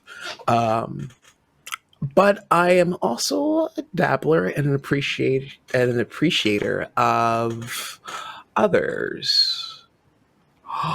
She looks at you and then turns to look at the same white that greeted Coh'Jak. And she looks back at you and goes, oh, same. Oh. As she gestures over to the same white that greeted Coh'Jak, that was also the same white in the facility, that starts changing. They're still a white, but they change into the more slate-like appearance that other changelings have before they start to reconstruct themselves. A changeling that's been turned into a white. I borrowed that from my friend over there. Borrowed. Coh'Jak Barry? probably knows this. Donkey! That's a nice boulder. Coh'Jak, you probably know some of the other names that Rebecca has taken on, and probably the most well known to some other ageless beings is mostly tied to her privilege, the Great Appropriator. Sounds about right. Like a white is what we mean, obviously. No, why even specify it? Should have just known. She says to Lailai, see, I can, if I like it and I really want it, sometimes I just take a bit. And it's nice, mix around, mix and match as her face changes to like a more draconic appearance, then more relaxed back into a humanoid, into a bulkier, more Goliath-looking stature, and just sort of back into one of the original forms that she was in. They call her the Great Appropriator because she appropriates what she likes. And I just picked up something pretty neat from this fellow over here as she gestures over to Hisada. I know that, if anything, Noose was settled just for that one. Hisada still has the very vacant, serene look on their face. I want the one that's paired with that one, as she points over towards Andrico. Hisada told me everything. They can go over the border. In fact, I encourage them to. Noose, however, with Kyle, Ethan, Ivan out as governor, Noose had other ideas for the border that I feel might be a bit outrageous for your liking. But you give me D, I give you Hisada. You help me take out Noose, I send you home. Are you sure that's an equitable trade? It never is. Well, Noose wants to do what Kyle, Ethan, Ivan did. Did you hear about that? His grand decay? Turning everything and anything into a white, if possible, or something worse. I read Listen, about listen, Beck. I'm going to call you Beck. We've got nicknames for each other now. We're just now meeting you, and you tell us you turn into things that you like. I just have a couple of questions real quick. What was your original state? How old are you? Why don't you just let your body be what it was meant to be? Instead of this imposter, instead of stealing things. That was like 3 questions, Bonnie. A couple means 2. It's fine. She gets to talk a lot. I should have a turn. She takes your questions in, Barnaby, and she goes, Bexy, I like that. Thank you. Disregarding everything else that you said. So, are you in or are you out? What do you want with D? You've seen her, right? You want to look like her? I mean, no, but she does have something that I want. The one thing. And what's that? The one thing she can't appropriate. Lailai. Life. And Nico. Sorry, Coh'Jak, you say it. Haven't we done enough for you? She snaps sorry. her fingers when you say that, and a glaive appears in her hands. Haven't I done enough for you, Coh'Jak? I have made every wrong choice. Every bad choice. To get to the point where I could stand here in front of you and tell you to fuck off.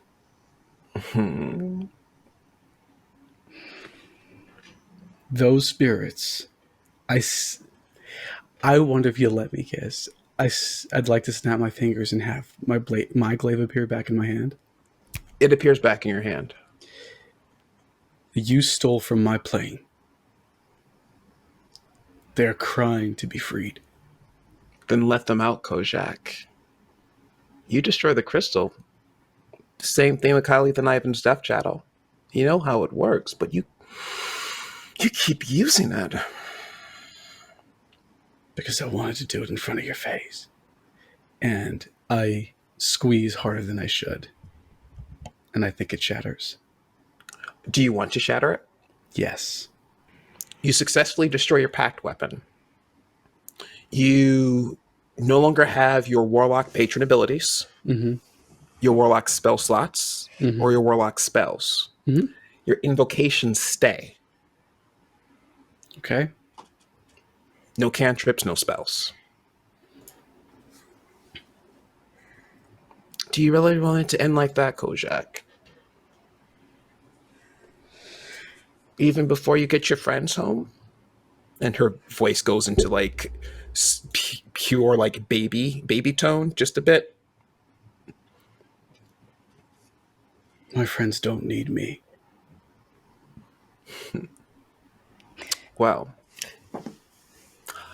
I'm sorry you all had to hear that, but unfortunately, Coh'Jak does not seem to feel that you all need him anymore. However, Coh'Jak is wrong. That's absolutely incorrect. Yep. We came here together. We're leaving together. That's pretty much how things are going to happen here. Yeah. He has secrets. I have secrets. That's allowed. We are a unit. and there's only 2 people that can send you back right now, and I'm one of them. That's right, dear. You're only one. So LaRon has pieced together things and is appropriately freaking the fuck out. My apologies. But but Wallace is just like looking between the two of them, just trying to figure out what just happened. Why did this prompt Coh'Jak to break his weapon and things like that? He's not piecing that together, but he's at least smart enough to know that she's threatening the lot of them right now. So I mean, if you keep us here just talking back and forth, I'm sure we could I've already be asked you if you irritating wish to enough. accept shit. You could just send us home. I can find ways that you'll just want us out of your hair pretty quick, Bex. this is true. I've only been able to develop a tolerance for at least 75% of them. I'm still working on the other 25. Hey guys. And Draco kind of tugs. I think the only person that can get us back is Asada. And something's not right with him. Hearing that, Barnaby just kind of gets his axe and kind of holds it at the ready. Barnaby. On my mark.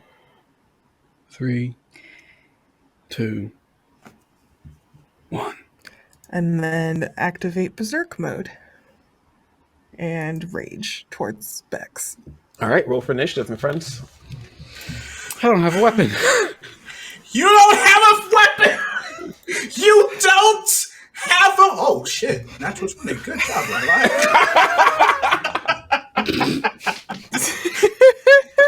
We're playing real D&D. Not like the children play, not with weapons or with spells. We are doing this fisties. Ooh. Okay? I mean, you've got the shirt off. That should give you like a natural inspiration. You're a monk now, as far as I'm concerned. Entire episode. You just don't take off a shirt and be a monk. If it's cold enough in here, you could just cut glass. No, That's true. I'm afraid that's not how Coh'Jak's already dead. So So then you could always have cut glass, you just didn't realize. Maybe that's how you died, just like at the ready. The window panes are the friends Just we made granite. along the way. he's had a pretty open, baggy shirt because anything tighter and you always at attention. Just making Where's holes the in skirt shirts too? everywhere. Making nothing safe. You're welcome. Nothing at all. Barnaby, despite being ready to fight, rolled a 5. All right. So 20 for Wallace, 19 for Lailai. 19 Lailai. 5 for Barnaby. Uh-huh. And 4. Oh, wait, sorry. That's a 19 plus No. 1. 20 for Lailai. No, that 20. Me saying 20 was toward me reacting to Lailai's roll. I rolled an 11. All right. Oh, Wallace did his best. He tries. So we got Lailai at an 11. We got Wallace at a 11. No, Lailai's at a 20. Wallace is at an 11. Yes. Barnaby's at a 5. I'm at a 4. Coh'Jak's at a 4. Coh'Jak's a 4. Okay. I can't wait for my axe to meet Rebecca. No spells, no cantrips. I can My detect God. magic at will. Still. All right. God. You are all inside of a very spacious office. I'd say this is about like 40 by 40 feet. On their half of these walls, 2 of them are mostly glass. Huge windows. Y'all are way up in a penthouse. Lailai, you go first. okay. What I'm going to do is cast Shillelagh on my staff and hand it to Coh'Jak. I can only cast one spell, though, and that's a spell. So... oh, no, that's it. Oh my goodness, I don't know what to do now. So what does Shillelagh do do exactly? Shillelagh basically makes the weapon magical. Mhm. So, funnily enough, Shillelagh also looks like Coh'Jak's original glaive. So, basically, Lailai just handed you a glaive. Nice. So you don't have to change your attack options, Coh'Jak. Yes.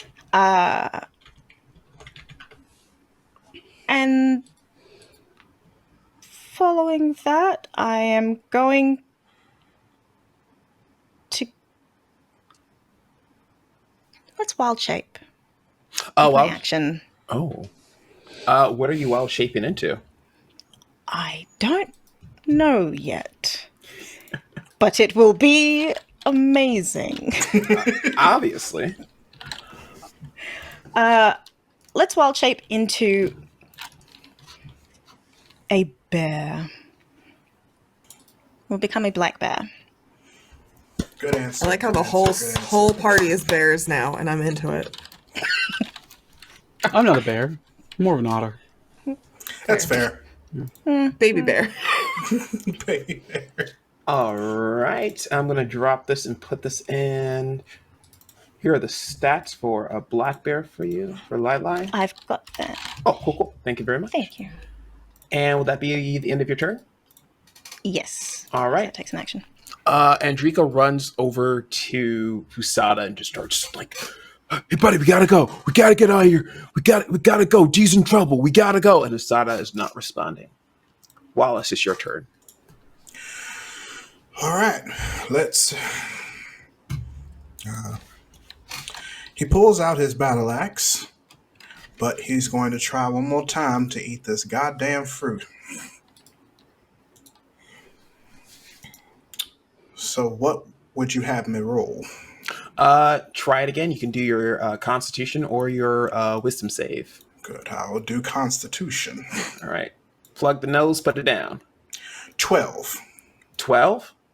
12, you get it down. You're able to eat it. There is a moment before it actually hits. It takes a moment before it to kick in. Mm-hmm. And it's at first, it's kind of like eating like a bunch of yogurt on an empty stomach in the middle of the day. It's just... It's your stomach doing everything to try to process all these complex things. And with this being like a magical fruit. I've eaten Taco Bell before. I understand. Awesome. What this does is that it instantly allows your dragon daddy, Papa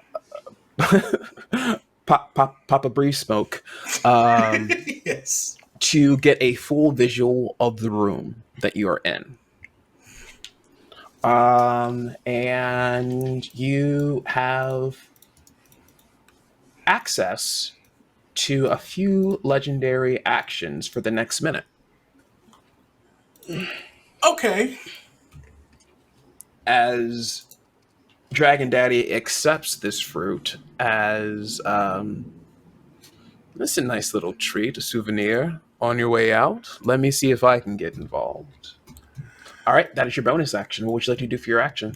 How close am I to individuals of the enemy nature? 40 feet away. Okay. Actually, less than within 40 feet. So, All right. Well, since eating the fruit was my bonus action, I shall cast a firebolt at one of the lesser whites. right now at this room, there are the 3 whites, 4 total with Rebecca. Mm-hmm. And there are several beings just positioned around the room, including Hisada. Everyone, no one has made any move to attack you all yet. That's fine. I'm still attacking them. Okay. So we'll just dwindle down good old Becca's numbers before so we can keep it the Roll for attack. the battle scar fair. So let's do does a 9 hit. A 9 does hit. All right, that's good. I was afraid there for a second. That's going to be 14 points of fire damage. Where they are standing, there is the white shifter, changeling rather, and the other 2 on each side of them. You hit the one on the left side as they all kind of stand with both hands right over their lap. This one is ignited and kind of looks down, see that it's burning with the same type of smile as the blue glow in his eyes start to fade as it's just being devoured by the orange and red flicks of the fire as they just kind of turn to ash with this smile on their face. Just that smile that white people do when they just look at you like. Yeah. See, that's the Jim that's Halpert why, smile. That's what it's the Jim smile. See, that's why I aimed at you first. You're creepy, and then that's my turn. All right. For Rebecca's turn, it's going to be this of just kind of looking around. Barnaby is yelling and angry and getting ready to run. They see this one over here get set on fire, and then looks back over at Wallace. They do nothing. Barnaby, it's your turn. So what's her current form right now? What's she looking like? She is a halfling, but she's now getting taller. Okay. So just like from halfling to like normal humanoid size. Okay, cool. Barnaby's going to use the full movement he's got. Well, she's within 40, but Barnaby's going to get right up on her and take a very wide swing and hope for the best. 18. 18 hits. Yeah, 18. Cool. Damage is a 9.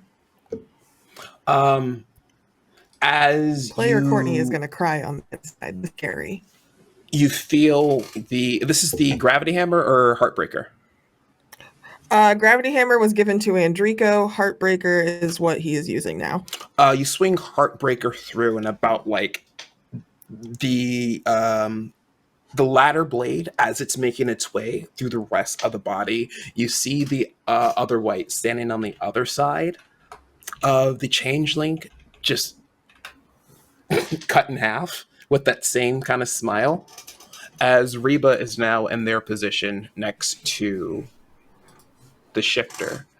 After Lailai hears and Celestial, benevolent tears. As instead of Reba taking the hit, one of the whites in the room takes the hit instead. Anything else for your turn, Barnaby? Do I get any bonus actions? Yeah. What would you like to do for your bonus action? Oh, geez. I really just want to like kick her, but I feel like if anything, he just straightens up and gets ready for the next charge at her. All right. Coh'Jak, it's on you. I clutch my old glaive, the one that was lost all those years ago next to my broken and bloodied body. I look at one of the remaining whites. I know this trick. Not Rebecca. I strike out against one of Rebecca's friends.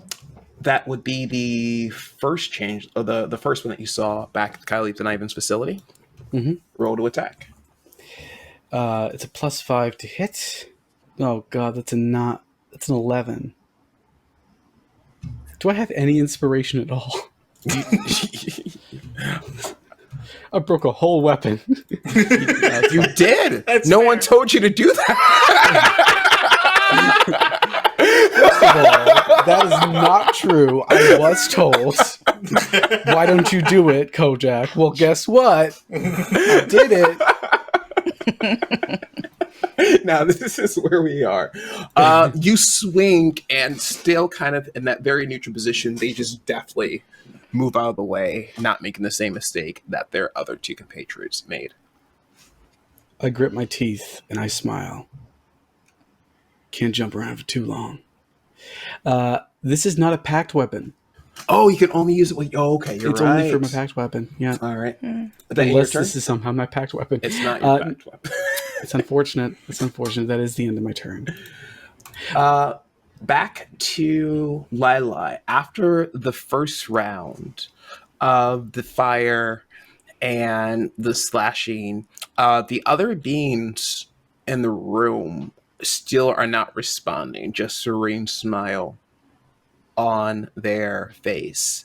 Rebecca has now moved from beside the other changeling back behind her desk. Lailai's going to head over to one of the whites and stay nearby, but hold action. The one next to Coh'Jak? Yeah. Okay, you're both over next. If one attacks, then Lailai's attacking. Enrico still yelling at Hisada, "We gotta go. Dee's in trouble. What's happening to you? What's going on?" As they say, trying to get through to them. And Rebecca, back to Enrico and to you all. We can just talk this over. I mean, Noose is the real problem here, but if you insist, Wallace, it's your turn. All right. I imagine with the rumble that I felt after digesting the fruit, just like the way it came about, just a quick opening up the eyes after just like digesting everything and seeing that familiar tinge whenever I notice that my dragon benefactor is also taking a little peek, and hearing what he had to say, I'm just going to go in my head. It's like, well, now it'd be a mighty fine time for you to intervene if you're planning on doing so. And what would you like to do for your actions? For my actions, you said there's only one more white other than Rebecca. Mm-hmm. And where are they in as far as proximity to me? They are closer to you than you are to Rebecca, and they are currently being cornered on the left side of the room by Coh'Jak and Lailai. All right. Well, if that's the case, then I'm going to go on and do a quicken spell to cast Flame Blade on my battle axe, and then I'm going to go on and give it a swipe their way. All right, roll to attack. That could have been a lot better, but it was still a 15. 15 hits. All right. All right, so here's the slashing damage. Yeah. So that's a 7. And then an extra 6 points of fire damage. All right. That's 11. All right, they take 11 points of damage. They are no longer in that neutral position. They are hurt. And with that, in your turn. Yes, it will. From behind Rebecca's desk, she interacts with something before moving towards one of the exits. She is now over in the exit on the opposite end of the room of where Coh'Jak, Lailai, and Wallace are. Barnaby is still towards the middle, and Draco and Hisada are also still towards the middle. So yeah, 3 of you are on this side, 1 of you's in the middle, and she's on the other side. There it is. There it is. Perfect.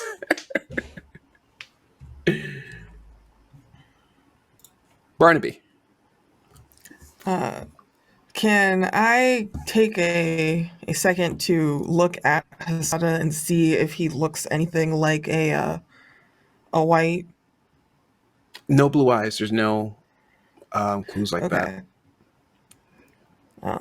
How different does he look from the physical description we were briefly given before? By Enrico's response, they don't look any different at all. Besides, they're just not responding. Something seems off. Barnaby's going to end his rage and then charge over to Hisada and Enrico and basically try to shake, pick up, or bring Hisada's attention himself. Like, can he lift him and move him? And then just say, we should get out of here. Something's not right. We need to get out of here. Give me a strength check to try to pick him up. Oh boy. You got this. 15. No, 21. That's how math 21? works. 21. I told you got this. He's not budging. That's disheartening. You got something.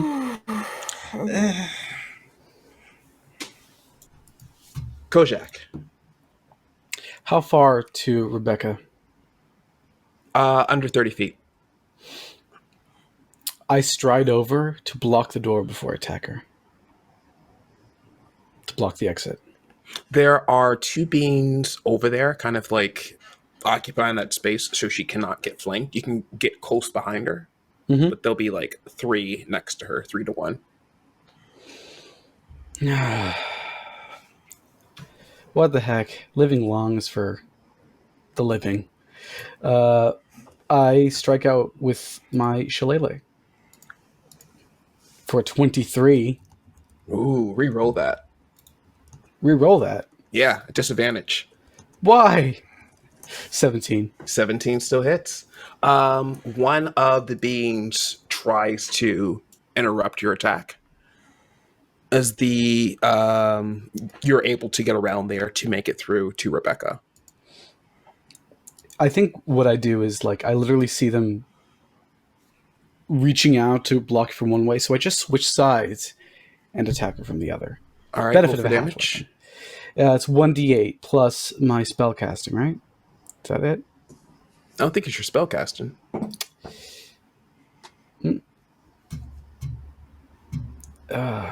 What is the damage? Doesn't add spellcasting. It's just a glaive, essentially.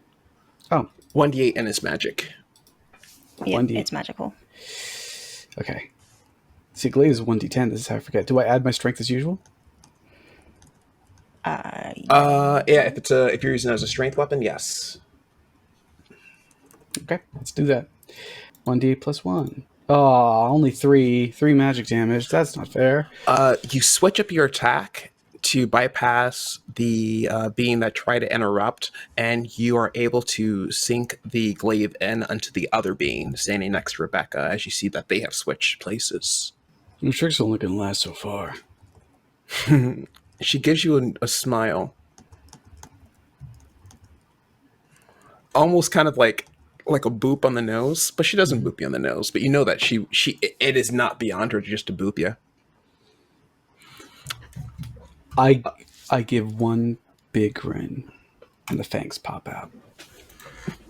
Lailai, it's your turn. I think I missed where Rebecca went.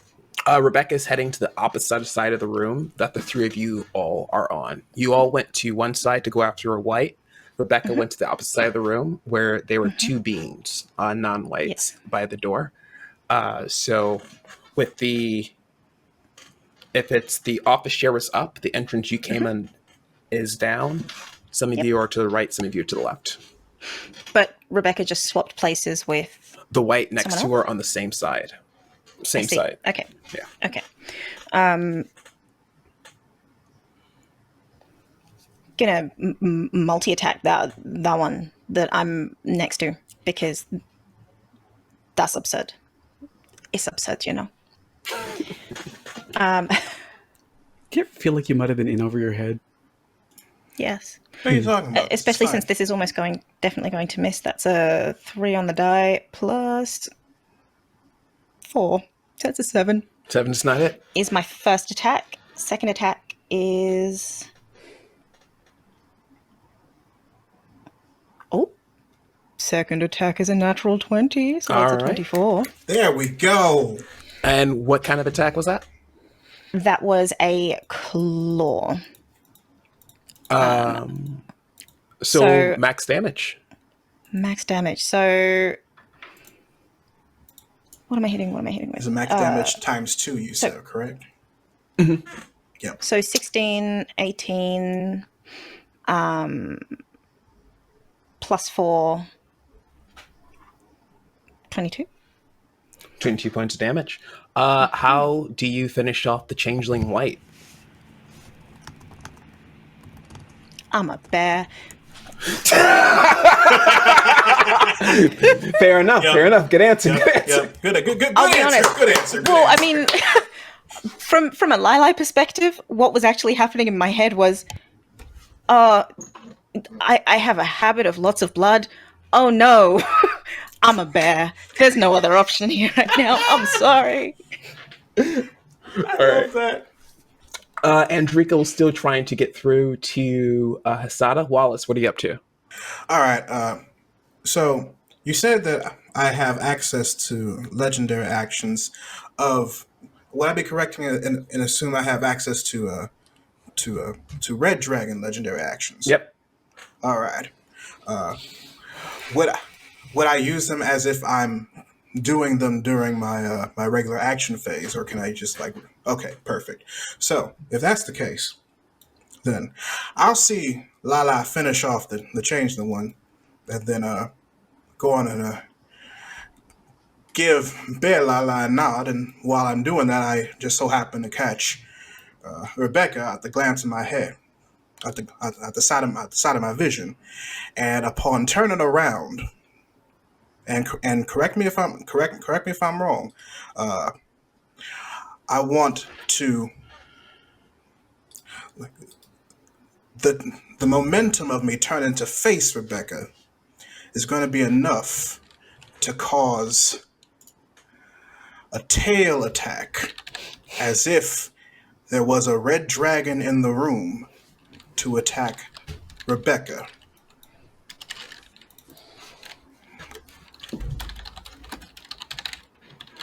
All right. And what does she need to roll? I have to look up the stats for tail. Right here. It looks like it's just a Tail attack? it's just a melee weapon attack on my end. Yeah. 2d8 plus 8 bludgeoning damage. 17 to hit.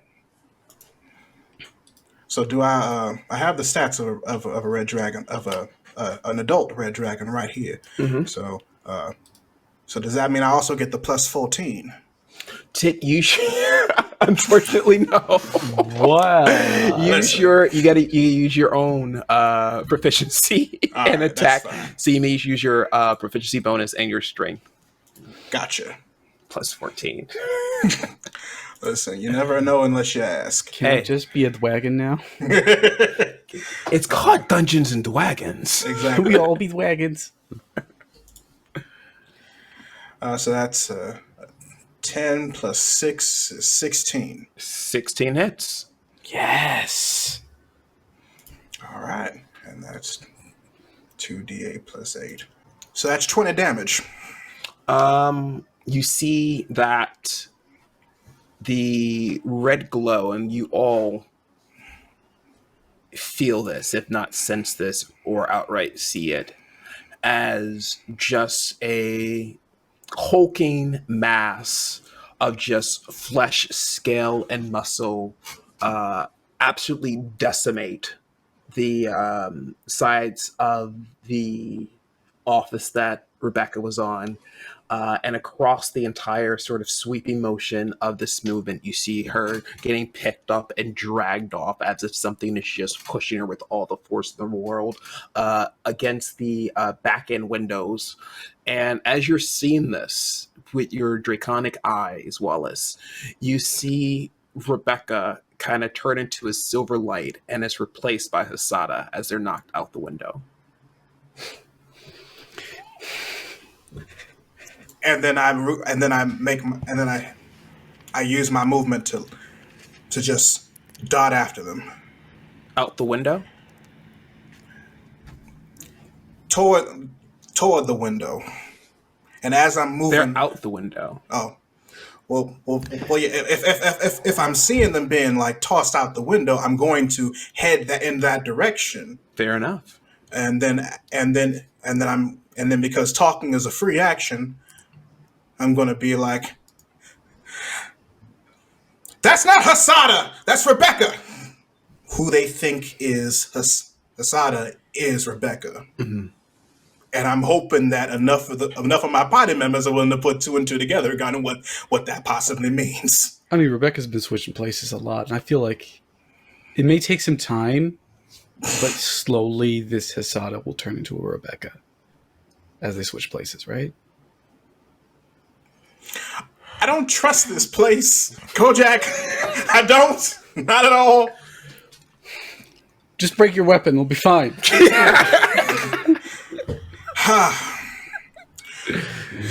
It's my suggestion for everything. Clearly. Rebecca, now standing next to Enrico, just sort of takes his hands off of her as she says to you all as this is happening, one of your rides out of here has just been knocked out the window. The other one is currently being attacked by you all. Let me know when you would wish to speak. And she just starts walking back away from Enrico, who then takes the hammer and holds it up as if ready to attack Rebecca. Come on, Enrico, take the opportunity to attack, man. You see in Enrico's eyes, if he attacks her, then there's no way he's getting D back. There's no way he's getting his family back.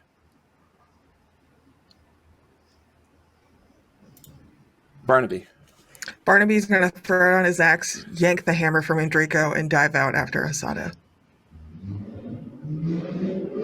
You're going to grab the gravity axe and dive out? And yep. Axe down, hammer up, away he goes. I mean, it slowed him down from falling once before. That's the logic. You were hitting the magic laser then, too, so we'll see. Yeah. That's not going to register because Barnaby's not like a magic item user. It's more of a... It happened before once, so... If it goes bad, we'll just fix it in post. It's fine. Here it is. Yeah. Oh, wait, that's how there's that no works. editing? Oh, dear. Coh'Jak, your turn. I'm getting real tired of this. I spin around and you know what? No.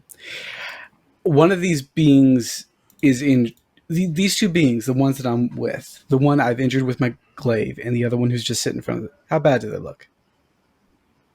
They're both smiling at you. The one with the glaive in them is still kind of smiling at you, just trying to make less mess of their inside spilling out. How many creatures other than Enrico and us are still in the room?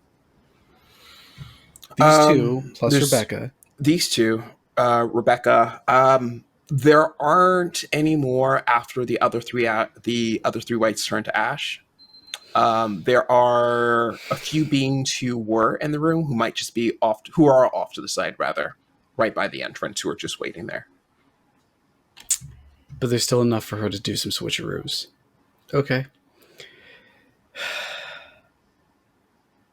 I have the person in a glaive. I just finished the movement I was going to do and chop their head off. All right. Easily so. Yeah, and I think that's my action. So, end of this round. What is your goal at this point? It's a good question. At this point, Lailai is just going to drop bear form and become Lailai again and say, "This is absurd. What have you done to them?" Nothing that hasn't been any different than since before you all came here. I mean, I offered you a ride home, and points out the window as Barnaby is still dropping down. But as a group, what's the plan? What's the play? You guys can talk meta about this too to kind of figure out. I'm not sure if you obviously picked up on one of Rebecca's abilities that's going to kind of stall this out. Clearly. Yeah. Chat, feel free to weigh in on what we should do. We can't drop recorded well in advance, but feel free. Happy Halloween. You were brought here for an exchange for you all to stop Captain Noose. An exchange for D, who is currently in Captain Noose's custody, for a way to get back home. Enrico told you all that Hisada would be the easiest way for you all to get back. Because Hisada had a way of sending you all back. Hisada was picked up by Rebecca, who has an ability that allows her to do what? Copy. Appropriate. And there are now two people who can take you back. To borrow Norton Ali's catchphrase, I have an idea. Oh no.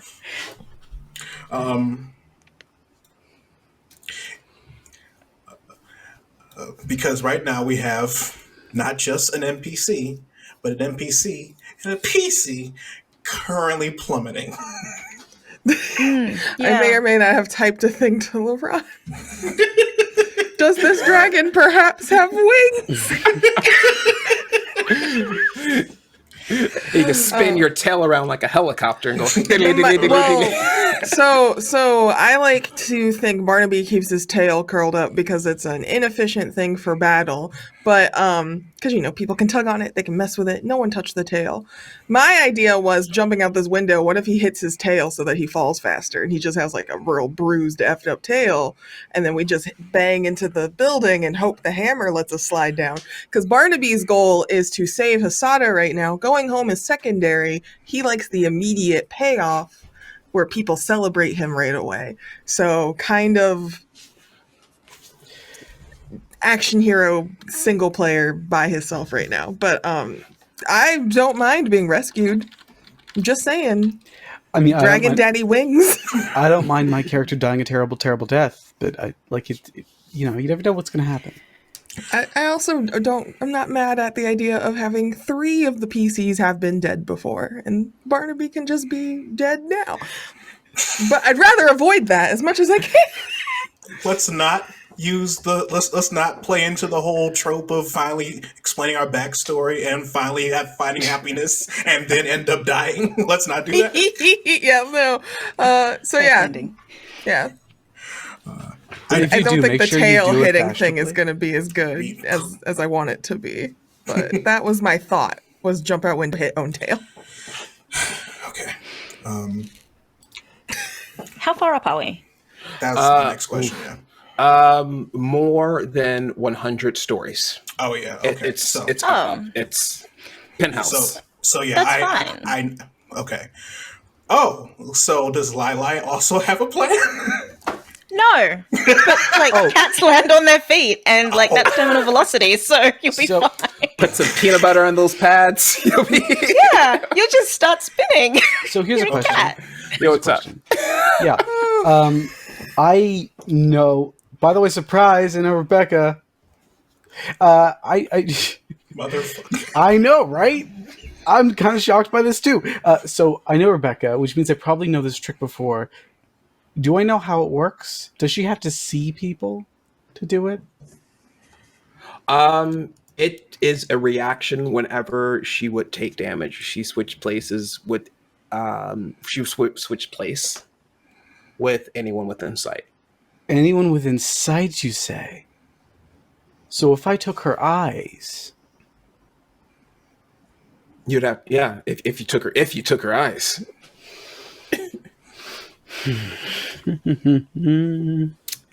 Are you eye hunting? I have full confidence that you are going to be completely capable of doing whatever it is that you are thinking about, Northern Ali. You are precious. You are precious, full and confidence it's gonna be you gruesome. and you are going to be excellent in it. I feel Oh, like I we're have no both way to gonna be do that. missing an eye. It's gonna I'm be just a putting treat. this out there so other people can take it upon it. Take her eyes. I can't. The moment I try to do that, she'll just switch into someone else. That's fair. That's fair. Okay. Wait, it's taking damage. It's taking damage, you said.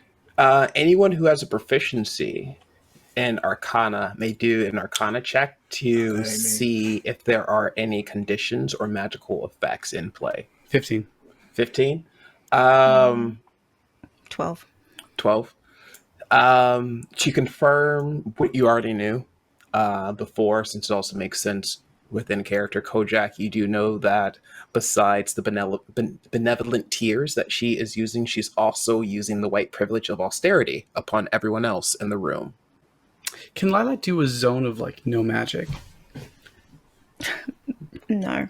That, Okay, well, that would be, at the very least, that would be a ritual cast. I don't have it, but if such a thing existed, it would be a ritual cast. so here's the thing. It's when she takes damage that she switches.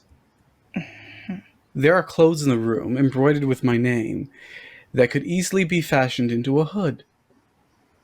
And if she can't see, she can't switch. Alternatively, sunrise. How about She can't see. both? Dark and light Together in one... together. My point is, if one of them fails, at Supposed least to we have be. backup. Yep.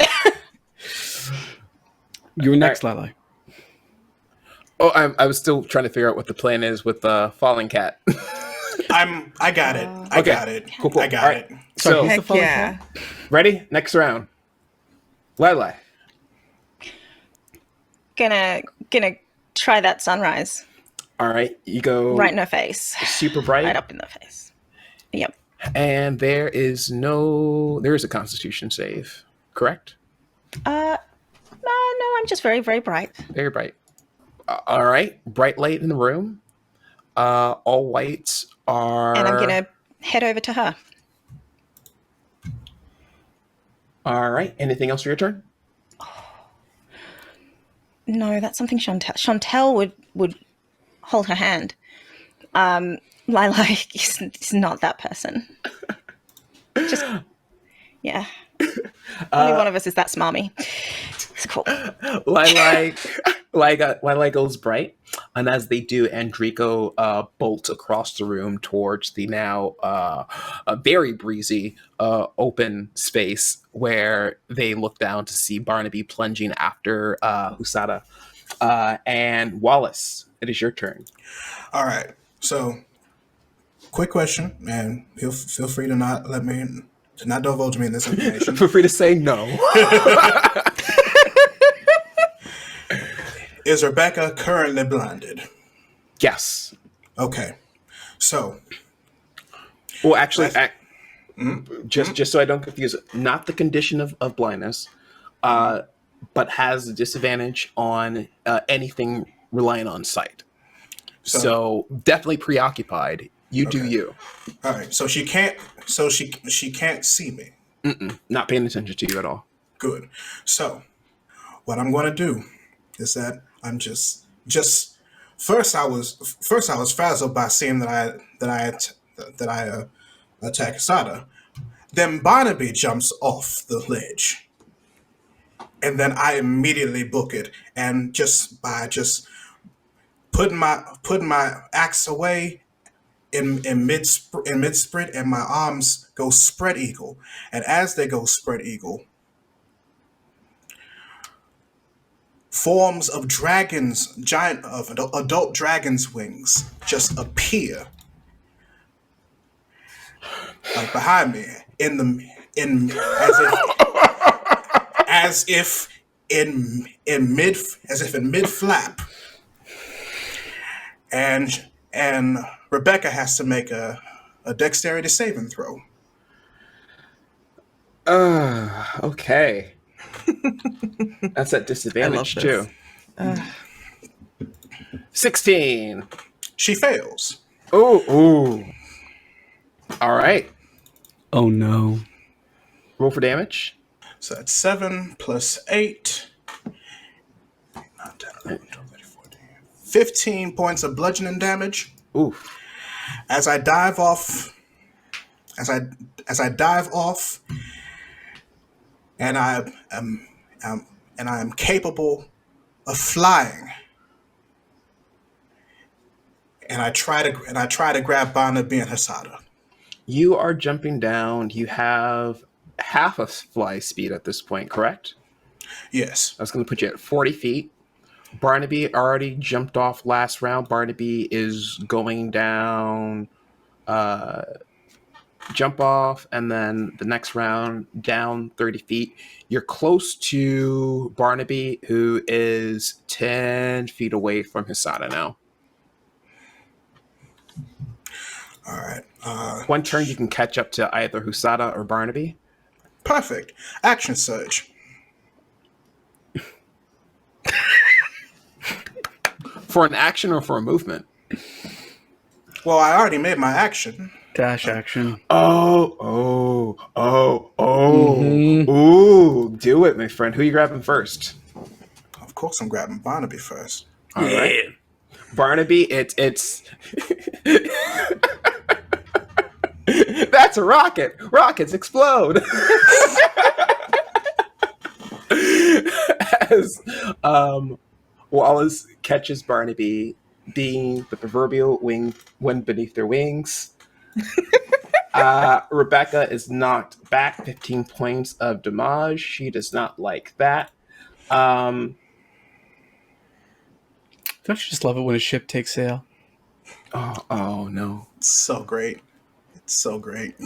Not too happy about any of this. Rebecca is going to attack.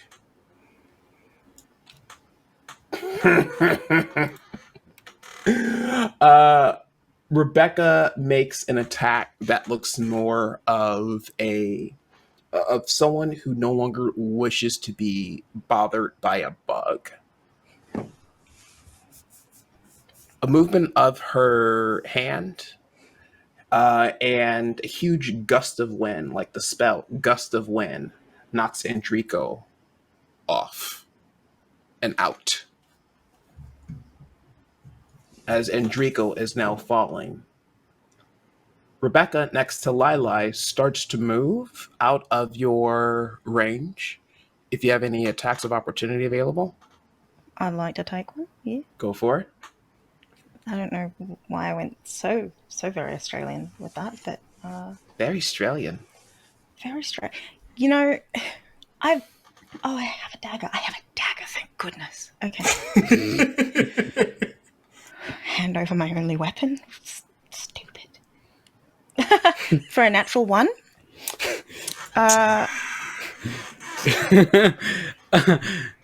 Thanks. No. I don't understand. I thought 1 was good. Rebecca gets out of there. You never know with aces. You never know with a 1. Sometimes it's winning, sometimes it's not. Yeah, these are dice. Rebecca heads back no. down the exit that you all came in. Barnaby, still dropping. You're gonna hold your turn, or? Well, aren't I being like about to be held? So You are being held gently. that doesn't. Yeah, that feels okay. So, geez, I don't see Enrico yet because that just happened. I feel like Barnaby's more looking down than up. Barnaby, Wallace, and Hisada would not be aware of Enrico at this point. Yeah. Oh, geez. Can't wait until one of us looks up. I feel like at this point, Barnaby's just going to reach as far as he can and try and grab Hisada and like reel him in, and then we'll figure out the next part later. 10 feet out. It 10 would be feet out. Wallace's next move to move 40 feet down to catch up to Hisada's 30 feet down. Is there a way to non-lethally kind of chuck this hammer? No. Just like, Real life or not? Hisada's foot? No.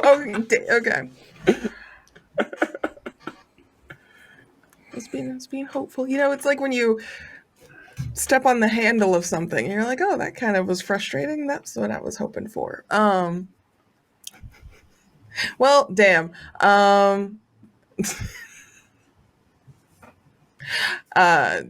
Barnaby does nothing but fall. He tries to like hasten his descent, you know, kind of like make himself a little aerodynamic, but he's struggling and realizing that swinging the hammer about aimlessly isn't doing anything.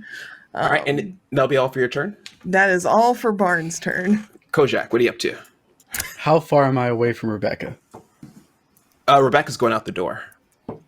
How far through the door is she? Within 30 feet, she's making the action to open the door. Okay. Is some of that really fancy clothing within hand sight? Can I grab it along the way? That would be a full turn to go to who is ever still holding it, if they are still holding it, or picking it back and then running back over to them. But interacting with an object is free, so long as that object is within distance. Oh, God. And it's there, then back. No, there's no there and back, because there is clothing in the immediate vicinity. It's just the clothing that's currently on Coh'Jak. Play it out for me. What do you think? Getting double flashed. With like a twist of his wrist, the clasps holding the kilt come loose, because there's nothing else on this man except for boots. And he rushes up behind, you know what? Onto the ceiling, because I've got a climbing speed equal to my movement speed. Onto the ceiling and jumps down like a parachute, smothering her face with my skirt. That's a lot. That's a rogue move. I'm not a warlock. Whose choice was that? Mine. If you have something already, you can do the climb wall, jump down on to pounce, but to prepare a hood bag. Then Peter Parker it's just like a flat rectangle over her face. It's more like a tea bag in this case. Oh, okay. And then I'll just, tie it around her neck. It'll be fine. Roll for it. The sunrise, just so you know, looks a little pink. What the fuck is that roll? Ever seen a sunrise blush? By the way, do I get inspiration for even suggesting this? Come on. No. I do everything for this channel. I'm sorry. Okay. With the natural one, you I didn't do a grab natural run. with the natural. Oh no, sorry, that was I haven't Lailai's even natural rolled. one. Sorry. I'm trying to figure out what roll this is. Um, It's a natural one already. What do you roll to? back? let's do a sleight of hand to get it over the face. Yeah, I can do that. Cool. Natural 20. Holy fuck, natural 20. Yes. Oh my god. No, I need to take a picture of this. Hold up. Oh, You've bagged Take Rebecca. a selfie with the screen. Rebecca's done bagged. And I unable cannot- to switch places with anyone else. Going back outside, Wallace flies down that extra 10 feet with Barnaby in tow. Barnaby's able to grab Hisada. 10 feet down, 30 feet up. Sound good for you, Wallace? Yep, and I would imagine that we've been able to see Enrico Enrico on our fall. way You back two, up. I need both of you Exactly. to get. I need both of you to give me perception checks first. Oh God, don't ask that of me. Don't ask that. I just took off my skirt for the internet. You want to know why? No. You want to know why I said don't ask that of me? You both Because- come back up with Hisada. Barnaby, you're the first one to realize that based on how Hisada was fallen and how you kind of got them in your arms, they... Can you do me a favor, Laron, for Wallace? Sure. Can you roll me 2d8 plus... What was that damage for the tail?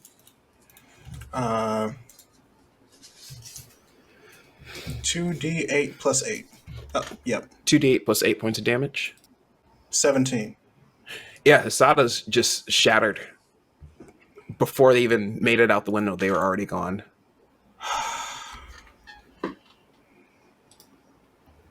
I'm going to end initiative right now. Because now there is only one wait for y'all to get back. Coh'Jak, you have Rebecca.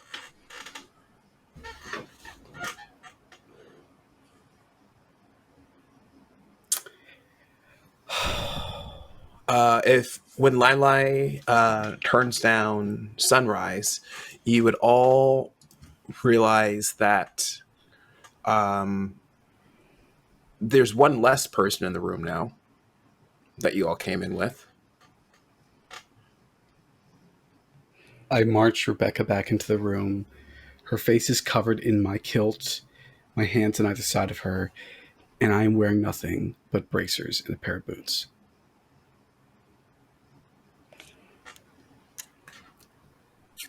And a lot of body hair. That too. What do you all wish to do? Do we at least catch Enrico? Wallace and Barnaby did not see Enrico. Right. Yeah, we got a 2 because and a 1. Yep. Well, Yep. a 1 and a 1 because I Yeah. have a -1 on my perception.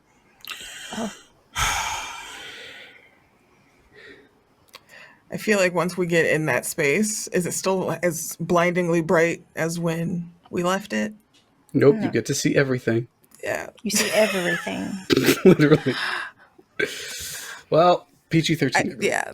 Put away the sunrise, you get a moon. As you- Glancing over Coh'Jak, Barnaby would stare to Lailai and be like, Lailai, where's Enrico? What happened? Where's Enrico? He was just here. I think I don't know. I point. I motion with an elbow towards the window. I What do we immediately see looked. when we look out? Yeah. Perception checks, you two. Oh, now you want to roll high. Uh-oh. 11. A 3. Cloudy sky. It's a storm. Rain's now coming in through that high, through those open, broken windows. The other beings slowly by the door. And look Rebecca around- is like tied Oh, up with the thing on her head. The other beings next to the door slowly look down and kind of have this realization of what's happening, what happened, and where they are. Before looking at the four of you around Rebecca, they look at each other and they just get out of there. Barnaby is going to slip into another rage and run towards Coh'Jak and Rebecca and basically just hold her, not undo anything, and just shake her and go, "What did you do? What did you do to these boys?" Just like shake her and like scream a lot. Wallace, what happened to Asada?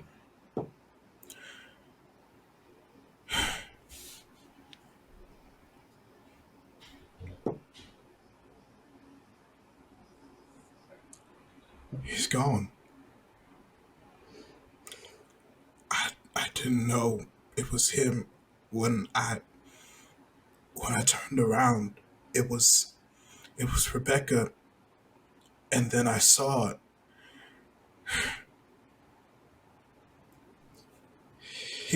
He was gone by the time we caught up with him. It's not your fault.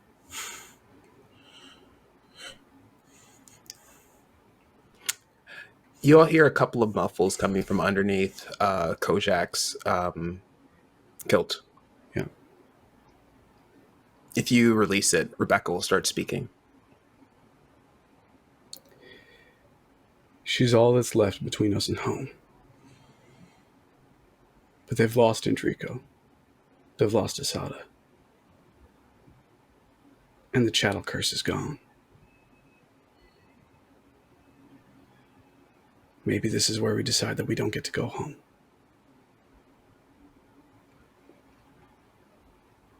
Not yet. Barnaby is still gripping Rebecca and starts to dig his claws into her arms. Are you going to let her speak? Or just attack?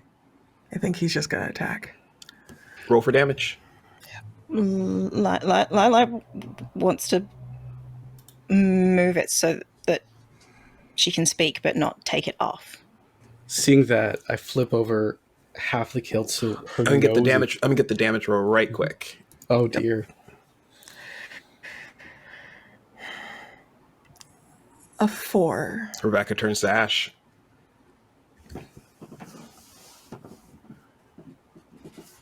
I just let everything fall.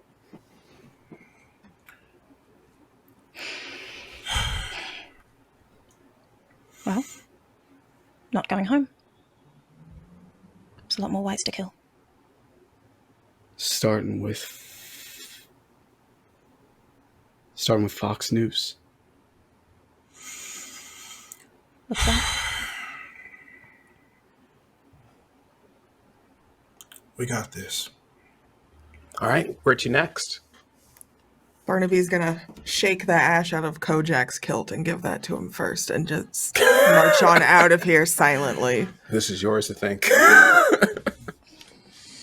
And it's not like a nice handover. It's kind of like a flick and kind of throw it because he's pissed. And it struts out. I'm gonna catch up. I'm gonna catch up with Bonnie. Bonnie, wait. And unless he's gonna keep calling for him to slow down or stop until he does. It's gonna take a second because he's still raging. He's just kind of he hears you, but he doesn't really hear you. If that's the case, then he's just going to grab your arm and turn you around. And before you have he knows you enough to when you're raging, and he's just gonna, before you even have a chance to try and swing, he's just going to just wrap you around in a hug. I know. We failed them, Wallace. We failed those young men. I know. Let's at least not fail D and then rush back out to the car that we had. Yeah, follow suit. The players now stay in Rebecca Massage and Blanc's suite. High in one of the tallest towers in all of Charlotte. Half the walls are gone. as they were windows that were destroyed, as rain just torrent inside of the once well furnished suite. And all the wreckage in the aftermath of the battle, broken screens, tables, desk, and most of most of the devices inside of the room completely ruined. The entrance to which the players came in, you still have access to that elevator. There is another room on the side that Rebecca originally tried to leave out of, where Coh'Jak attacked the two beings who were beside them. With that door still being ajar, if anyone were to go in there, you would find something or at least see something, since there's some action and activity happening next door. Is there anyone who would go over to that room or head directly out? Barnaby's walking out no matter what. So Yeah, I feel like Lailai would. Coh'Jak and Lailai. Yeah, and I'm just going to take off after Barnaby. You all walk out? Mm-hmm.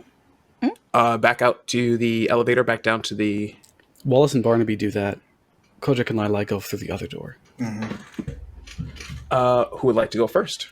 Well, I think it's Lailai, because Coh'Jak like picks up the dust-covered kilt that he let fall to the floor, picks up the leather belt that he uses to clasp it back on, tucks it in, finally picks up the shillelagh, and tosses it to Lailai. Thank you. Thank you. Probably should check out that door. Yes. In this room, oddly similar to the same type of arrangement that was set up in Kyle Ethan Ivan's office, you see records of maps of various layouts of different massive continents and supercontinents, not of any plane that you know. Probably not this one, as you've already seen the layout and took a map of it, Lailai. But it all sort of follows the same patterns you've seen of the other layouts of different planes that have been either scouted or utilized for the whites to kind of install these curses. Coh'Jak, you can easily put this together. And you all see Lailai, a set of files very similar to the one you were looking at inside of the pigs facility. All the information of Husada, all the phenomenon involved with him, and all the others, as Husada used the white's currency, the salt, to help different beings of different states by taking the salt and destroying it, adding it to the food and other items and staples that they use for currency, other types of spices that the whites use. They have been taking this out of circulation by spicing their food, thus nourishing the communities.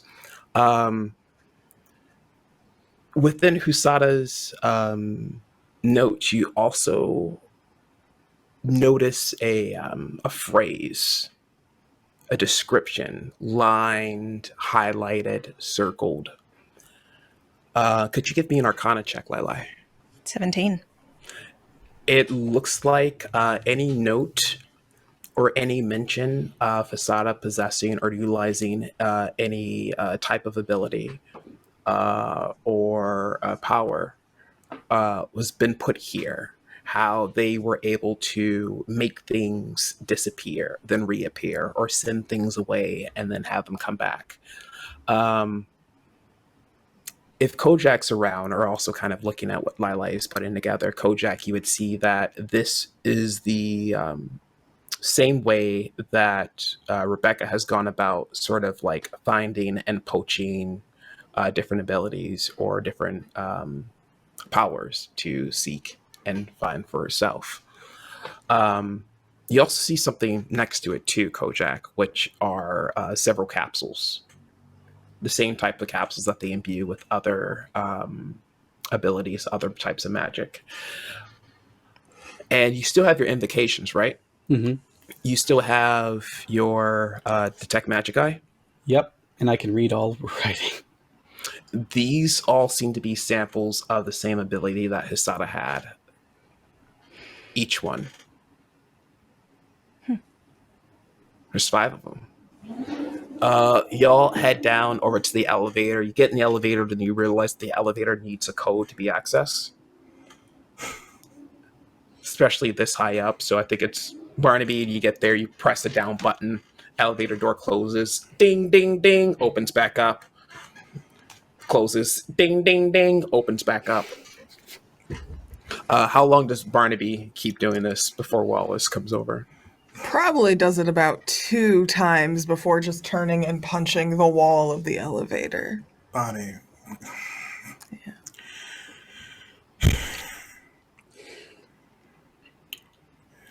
Is it one of those special things where it doesn't want to work for people who don't belong up here or something? Yeah, it's some whatever bullshit they got. Wallace, we failed those young men. We failed them.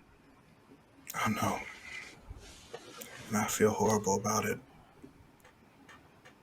It's just now I'm ready to avenge them, but I don't want to do it alone.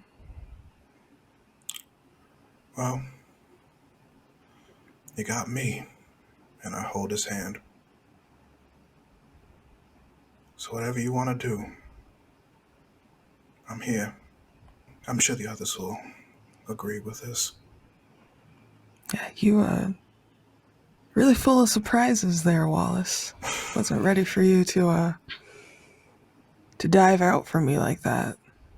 But now knowing what I know, I feel like we could have a lot of adventures here at least. Make it a good time. Show the people of Charlotte what a real hero looks like. Upon saying that, Barnaby's going to reach up and kind of like boop Wallace's horns, just like a little. And at this point, Barnaby's tail would uncurl and then kind of intertwine a little with Wallace's. Does Coh'Jak or Lailai tell the other 2 what you all found? I think I put them on a little pouch on my belt. After we get D. Could we not use them, or we have to? Well, I mean, if all we have to do is eat it, swallow it, do something, then give one to D. Get everyone out. For now. Come back. Yeah, after we get D. That's exactly what I'm thinking. So, this all started when we tried to defeat a curse together. Mm-hmm. Looks like there are plenty more curses out there. Lailai holds out her hand.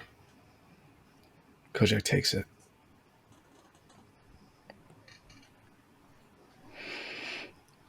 Guess we're going to sort out some curses then. I give a tight squeeze. Let's get going. Our players head back out, eventually finding the right sequence of buttons to press to activate the door. And after descending 114 levels, you get to the ground level, which sees you off, as there are rows and rows of cars with blue and red lights surrounding the entire floor of the building. As you hear in a voice of Captain Noose, "Well, it appears some miscreants have finally left the building. Officers, aim to ready," as you see a sea of pigs in front of you all. The storm is coming down and lightning is starting to break in the sky as they all standing, kneeling, aimed, dead set, pointing at the four of you all as the water hits their faces, and you see this weird sort of glow where the light of the glow is getting caught in all the moisture in the air, and it's just this weird sea of blue neon and pale ice cobalt eyes all staring at you all, and the camera just kind of zooms in and like a long dollar shot to all of you through all the pigs as the four of you kind of stand off, and we'll end it there. Thank you for joining us for Alabaster Kingdom. Thank you for watching and for listening. Thank you, Dice friends, for having us, and thank you to our players that spent their time, put their emotional energy into this, and gave us some feelings. Hey, players, who are you and where can we find you all? All right, this starts with me. Hi, I'm Jordan Ali, aka Werewolf Feels. My pronouns are he, him. Today I play Coh'Jak Satya, whose pronouns are he, they. The naked guy. That's his class now. You can catch me on the interwebs at Werewolf Feels. And you can catch me playing all sorts of games, including more games like this one, with hopefully as cool people as this one. I'm too emotional to have any more thoughts other than that. I'm sorry. Go ahead, Courtney. Hi. What up, friends? And rivals, maybe. I'm Courtney. I played Barnaby today and have all month. You can find me everywhere at Sparkly Kiss. I'm still streaming Nancy Drew stuff. There are 33 of those games, and it takes me a long time because they hard as hell. And the ship we created for you during all of this of Wallace and Barnaby is Wallaby. So support your local Wallaby today. Yes. Speaking as the other half of that, hi, I'm Laron. Pronouns he, him. I played Wallace Bullheart. Pronouns also he, him. A fighter / draconic sorcerer. Yeah, that was fun. I am a geek and pop culture critic over on YouTube who also does movie and television analysis and news. You can find me on Twitter at Readus101. That's READUS, the underscore, the number 1, the number 0, the number 1. And you can find me on YouTube at youtube.com/Readus101, no underscore. And same with TikTok and whatever. I guess I'm gonna bring up the rear. Someone's got to mention it.